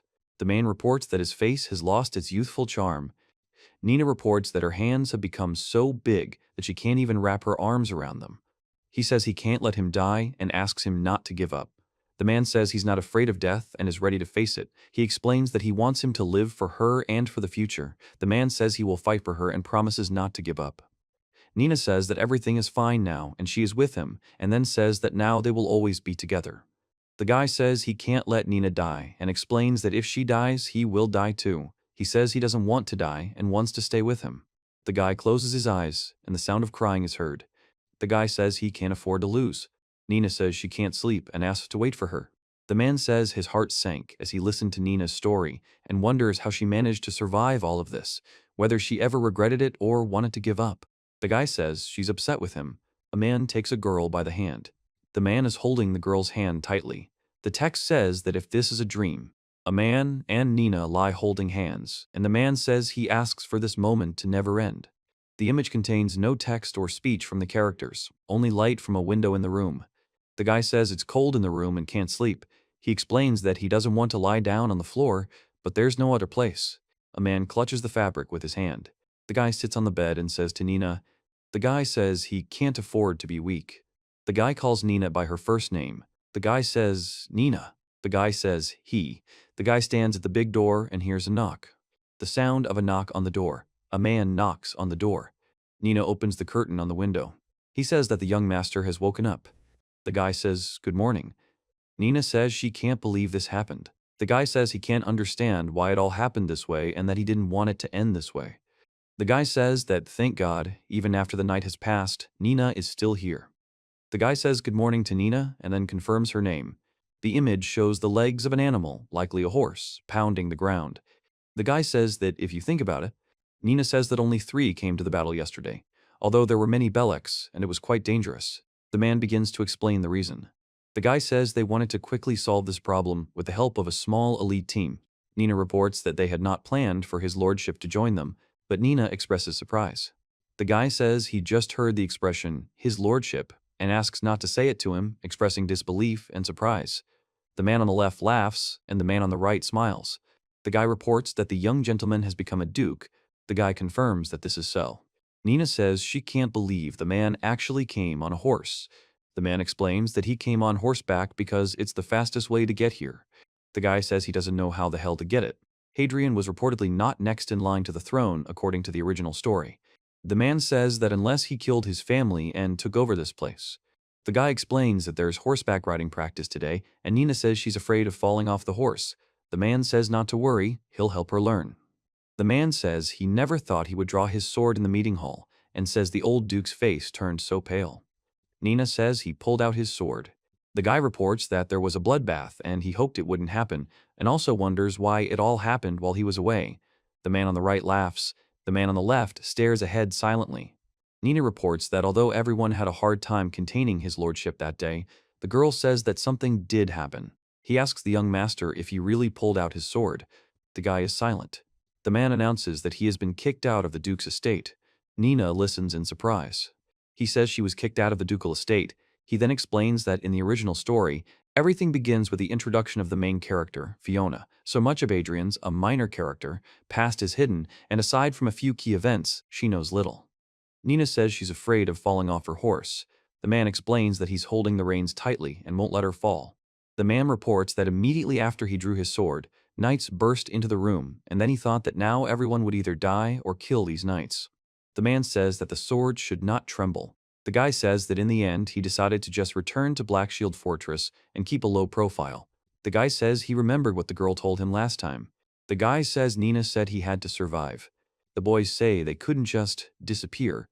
The red-haired guy says he doesn't know what the Dark Knights would be like without their captain. It is reported that a plague once spread throughout the empire. Nina says she didn't know about the plague. The man reports that Duke Levane and the young master have died of the plague, and now the only legitimate heir is His Grace Adrian. The guy says that it's not difficult to understand what happened afterward, and reports that even before the funeral is over, the woman reports that, claiming that his lordship had poisoned the duke and the young gentleman, she attempted to confine them to the estate when they arrived for the funeral. The men silently move forward. Nina says they could have handled the poisoning just fine on their own, and the man confirms this. The man says that's exactly how it all started. The final battle for the throne in the ducal house of Louvain is reported. It is said that most of the vassals sided with the duke's younger brother, so His Grace Hadrian had no chance. And yet, the inscription states that His Lordship Hadrian never lost. Hadrian holds a knight in his hand on a chessboard littered with defeated white pieces.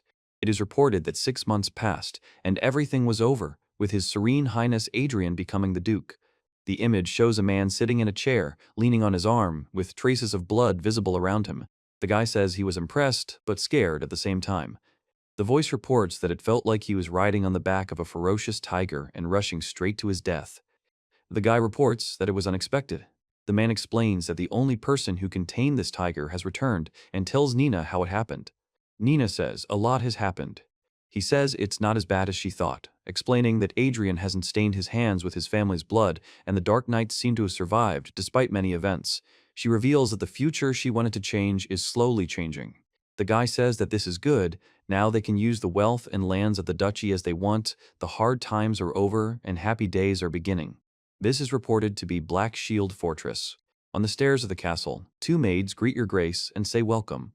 Nina is silent. The man on the right is silent. The man on the left is silent. He says how much? The guy asks, saying that they are generally poor. The man says he rushed here as soon as he found out. Nina says, what's going on? He says, Kirill. The guy says that they are safe, and a lot of time has passed, and the girl asks Schmig what they should do. The man says that one must either rejoice at the meeting or cry, choosing one or the other, and reports that the young master has even inherited the debts of the late duke, and also explains that the territory of the fortress is extremely poor because nothing grows on it. Nina tells Kirill that he's the only one she can trust now and asks if her small garden is still intact. She asks him to select only the most valuable herbs that grow well. The man says that they will grow them on the empty lands of the duchy and sell them. The man asks if they told her about it, to which the other man explains that they didn't tell her because it would have been too much of a shock, and if she found out, she would faint. The girl, surprised, asks why they were whispering and what was going on, seriously. The guy says, well, the former duke reports that the late duke lost a third of the duchy. Nina says this with surprise. The boy says he can't understand why the ghost is so afraid of him. The girl explains that the ghost is afraid of him because he looks scary. The guy says he already warned them, and the man asks how they even allowed this to happen. Nina says she knows about the exchange tournament. The Crystal Well is reported to be the territory between Count Love's lands and the Duke of Louvain's estate. It is explained that this particular match was the site of an annual battle for rights to use the well with the Love family. A man reports that the Dark Knights were banned from competing every year because they couldn't represent the territory. Nina says that they were rumored to have lost every year and asks why they suddenly remembered about the exchange tournament. The guy explains that if someone occupies a piece of land for 10 years, the ownership transfers to him. The white-haired man shouts that they returned defeated every year and asks why he agreed to this. The red-haired man, the gray-haired man, and the blonde-haired man watch him silently. Nina says it is. He says they have no land, and she doesn't even know where to start. The man explains that in this empire, noble titles depend on the territory you own. Nina says that if their lands are reduced, they will even lose the ducal title, and asks what she should do in such a situation and what she can do at all. He says he forgot about the most important thing. The man on the left is listening, 2 men on the right are standing, one of them is thoughtfully touching his chin. The guy says that the ownership has not yet been fully transferred, and explains that this year will be the 8th tournament, so if they win at least once in the next 2 years, they will be able to take the lands back. A man with long blonde hair reports that there has been a recent increase in missing persons in the city, which is alarming. A man in white explains that the investigation is complicated by a lack of evidence and witnesses, and a man with red hair says that patrols need to be stepped up and urgent measures taken to ensure security. Nina says she doesn't understand what's happening. The girl says she shouldn't have worried and suggests they just keep drinking. The red-haired man exclaims in response. The guy explains that it's not that easy, they'll have to fight in teams of 10, but after that massacre, most of them retired, so they don't have that many people left. The man states that the Love Knights are full of elite warriors with the best equipment, have won for 6 years in a row, and their fighting spirit is high, and then says that it doesn't matter. Nina says she can handle them alone. He says she just needs to win over everyone. The man on the right says he's confused, the man in the center laughs, and the man on the left says the same thing. The guy with blonde hair says that if anyone else had said this, they would have said it was impossible, and the guy with red hair says the same thing. Nina says that after seeing him fight yesterday, she feels he can win. The man says that if he has the opportunity, he would definitely like to try, and asks if the girl wants to say that her created body is so strong. He says, "No way, Kirill." The guy says they can now drink without worrying. The girl laughs, leaning on the table. Nina says that first you need to make money by selling rare plants, and then gather capable people. The guy says not to worry anymore, Your Highness, and that with Nina's return, everything will be fine now. He confirms that this is exactly the case. Nina announces that, as expected, she is to become captain. Nina says that, of course, as expected, only she. He says that the captain. The guy asks Louis if he could bring what he asked for earlier. Louis is surprised and says he misheard. The man says he understood. On the tray, there is a scroll and 2 envelopes with seals. The guy says that it's a bunch of documents that are hard to read, and Nina explains that even if you do it unofficially, it's still a lot of hassle, but in simple terms. The guy says his name is Ladel. The guy says that he is giving the surname Ladel and appointing the interlocutor as his captain of the Dark Knights. Nina is silent, then says that. The man shouts what is happening. The guy says he can't hold the position of commander forever. The girl panics and asks why her. Nina says, then what about Louis, the vice captain? The man with the mug in his hand smiles. The man says he'll gladly cede the command role to Nina and explains that he can handle such heavy work. The girl counters that Jin is older than her. Nina says that it is normal for such an important decision to be made so suddenly, and at the same time she says that she did not make it suddenly. The man reports that for a long time he thought that this position should be Nina's. Nina says ugh and explains that she can't refuse when he smiles like that. He says she's in pain. The guy asks if the last name he was given is Ladel or Ladel. Nina says it's not that important right now. The man with red hair says it is, of course, important. If there is a middle name, there must be a fiefdom, and he's curious. The guy says that his last name is Del, his middle name is La, and his title is Viscountess. The guy explains that in order to keep the summoner knight who returned from death and made a contract with the higher spirits, Nina says that means she won't be scared wherever she goes. The image does not contain text or speech, but shows the moment the scroll is handed over to someone else. Nina says she agrees. He says he's tired. The boy announces that he is now a nobleman too, and is happy about it. The man looks at him. The man says everyone will be surprised to learn that this noisy kid is the new captain. The boy stands silently nearby. Nina says she thinks they look like villains to everyone else, having destroyed the ducal family and seized the title. The man says that's most likely true. He says there's nothing to be done. The guy says they simply have to be the main characters and doesn't understand why that's impossible. The man says they need to fill the glasses first. A group of people raise their glasses and speak for the main villains and for themselves. The guy asks Nina to tell him more about the spirits she encountered. Nina agrees and asks what exactly interests Kirill, explaining that she can tell him so much that even 3 sleepless nights wouldn't be enough to hear it all. He says he feels pain and is trying to understand what is happening. Nina says she doesn't understand when she was brought into the room. He says he doesn't understand what kind of pajamas these are and is surprised that she slept while they were changing her and didn't even notice it. Nina says she can't believe this happened and explains that the letter she's holding was sent to her. He says that she definitely remembered something important. Nina states her name. He reports that the surname and title are being mentioned to her for the first time. Nina says she really likes the name Adrian chose for her. He says he can't stand it, and suddenly he misses her so much. The guy reacts to a knock on the door. A man takes a step. The guy reports that his eyes react to light faster than other organs. The guy says he's not afraid. Nina says, "Welcome." The guy says he greets Nina. The guy reports that no one was surprised and explains that no one else could have entered through the window. Nina says that no one was surprised at all. He says, "You can't sleep." The man says they still haven't gone to bed and haven't played chess, and Nina says she interrupted. He says this is his lordship's room. The guy says he didn't know it was so beautiful here. Nina says that besides, Your Highness, we need to come here quickly, and repeats that we need to come quickly. The guy asks why. He laughs, leaning his head on the knee of the man sitting on the sofa. Nina says she just wanted to be a little spoiled for once, since they haven't seen each other in a while. He says it's quite nice and encourages her to try it sometime. The guy says that if he sits like this, he only sees her hair and he wants to see her face. Nina says that if they insist on seeing her cute face. He says that if there are no objections, he will begin. Nina tells Kirill that it's really so bad that they don't even have a maid who can be trusted with something like this. The guy says he can arrange it if he doesn't like it. He explains that it's not about that and that she just thought it was a good chance to gradually fill the estate with capable people. Nina says that since they are busy, she can do it herself, and the man says that he is now Nina Liddell. The guy says he can't afford to be weak. The man says he already has several candidates in mind and says they have raised quite a lot of money thanks to austerity measures.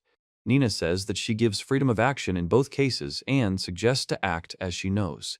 He says that she cannot afford to be weak and informs her that he will fight to the end. Nina says that Adrian trusts her too much. The guy says to Nina. Nina says she trusts more. The guy says he trusts himself. The guy says he's too close. Nina remains silent. The girl says it's a bit hot in here and suggests opening the window wider. The man listens. Nina says she's grateful for the trust anyway and will do everything in her power. The man remains silent. The guy says that he actually wants to give something else. The guy says this, and Nina looks at the glowing object in her hands and says this. He says it's her hair ribbon and asks how they got it. The guy says that on that day. The guy says he found out what happened and went to look for Nina. The guy reports that he found her lying on the ground and picked her up. The guy says that. The guy says he didn't have the courage to tell the girl that he felt pathetic for not being able to protect her and guilty because she got hurt because of him. The guy says that after Nina disappeared 2 years ago, he regretted a lot, wanted to someday reward her with achievements and a title and also return her ribbon. He wanted to do a lot for her. The guy says he doesn't want to live in regrets anymore. Nina says she will repeat this again and again. The guy tells Nina that he trusts her. Nina says she's special to him. Nina reacts to this. It is said that the Adrian she remembered from the original story did not trust anyone. The man reports that he is the most aristocratic Duke of Luwain, polite and elegant, yet capable of plunging a sword into someone's back. He explains that nothing could be done about it, as the Duke was surrounded by enemies on all sides. There was no one he could trust. The guy says they've gone so far to the point of trust. The guy says he also wants to give Nina a gift. Nina responds with a question. The guy says, "What kind of gift is this?" Nina says they worked hard, so as a reward they can lie on her lap. He asks who bothered the interlocutor while she was away, and says that he will scold them all for him. The guy says he can't understand why Nina did this, and explains that he doesn't want her to suffer because of him. The guy says he is tired. The guy says who he should ask to scold first, and that one night won't be enough. Nina is silent. The man is lying on her lap. The guy lies down and hears his heart beating. The guy says he can't sleep. A guy is lying on a couch with his head in the lap of a girl sitting next to him, and she is telling him that he was handsome as a child, but somehow he has become even more handsome, and whoever ends up taking him will be incredibly lucky. Nina says she can't afford to be weak because weakness is something she can't afford. The guy says he trusts Nina. Nina tells Adrian that she doesn't want to be the only one he trusts and wants his world to become wider so that he can see all its beauty and vastness, and also says that she will help him with this. He says he can't let him die because she needs him. He tells her he doesn't want her to suffer because of him and asks her not to feel sorry for him.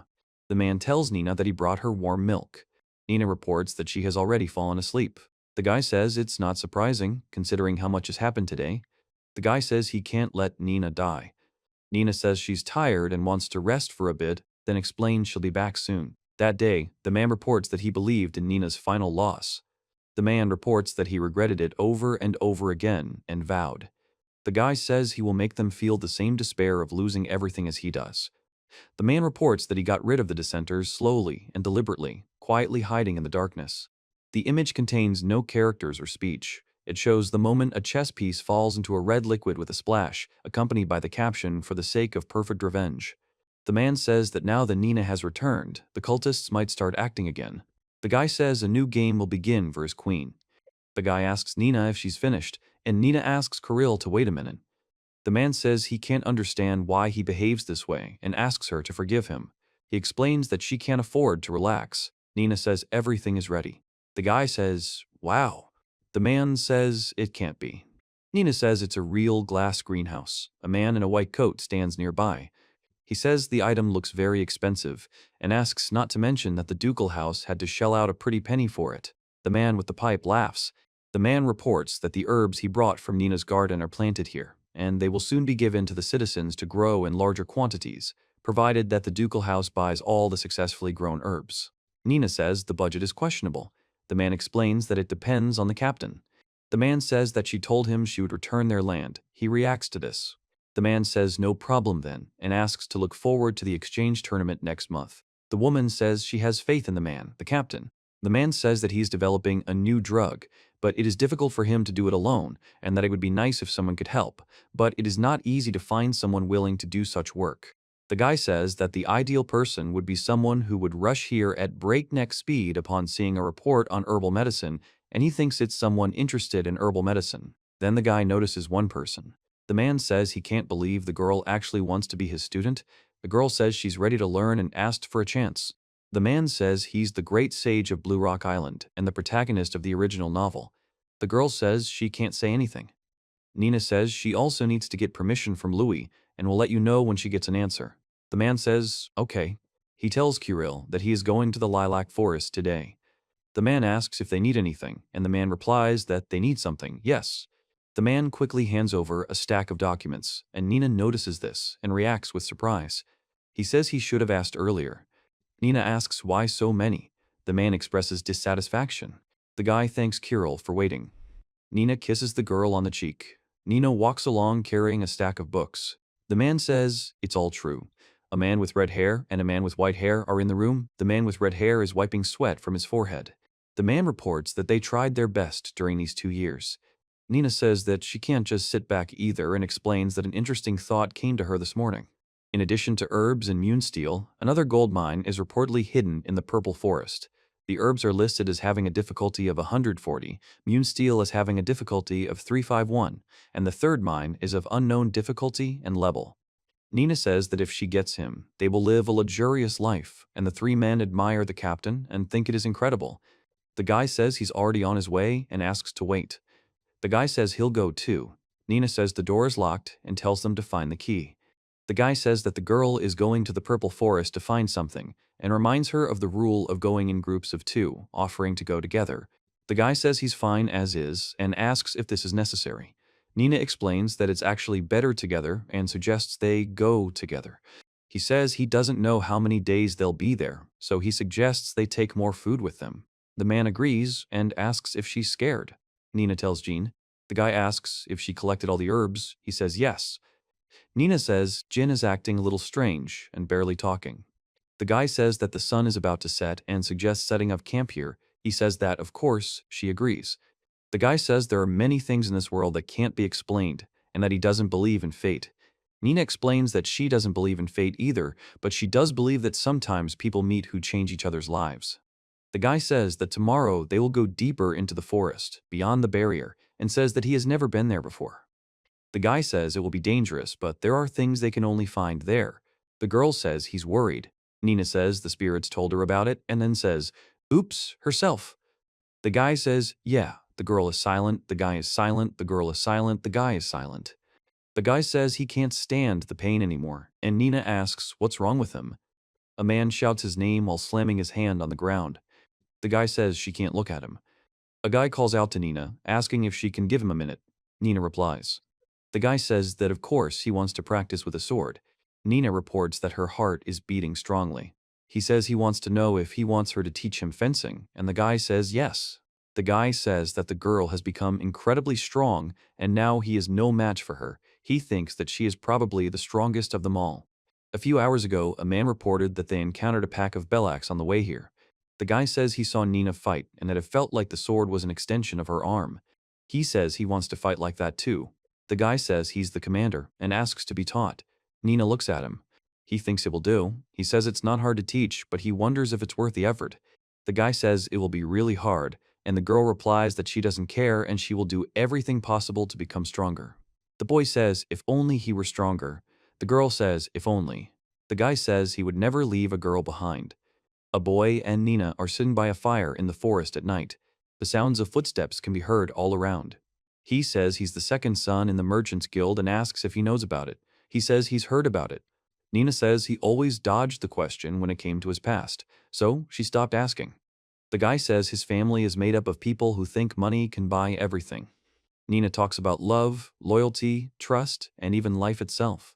The guy says that for them, people without money were worth nothing. They even abandoned moral principles if they interfered with making a profit, because money is everything. The guy reveals that they were involved in everything from loan sharking to slave trading.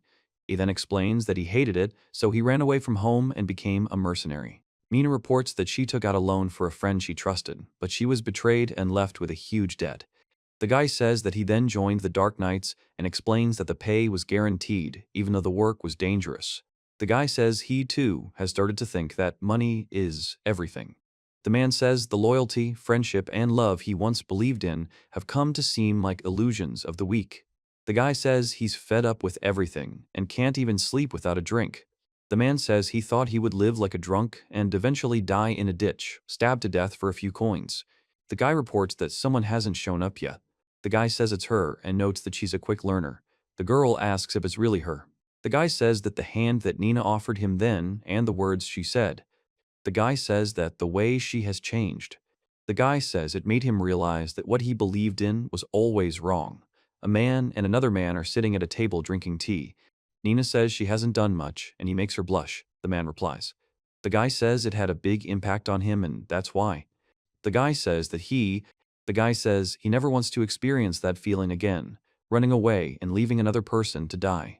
The guy says that he wants to become strong enough to fight alongside Nina and that he tried his best in his own way. But the guy says that after seeing Nina fight, he realized how big the gap is between them. Nina remains silent.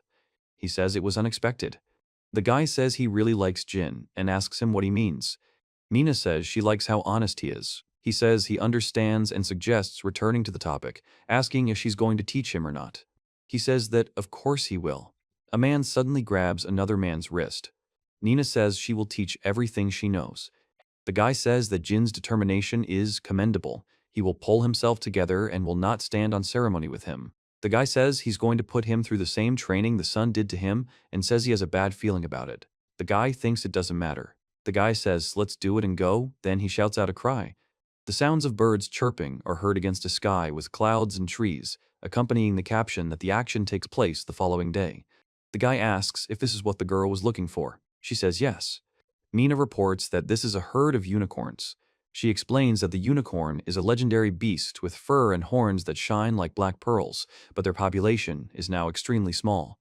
It is reported that due to their endurance, strength, and intelligence, incomparable to ordinary horses, no one has ever been able to tame them.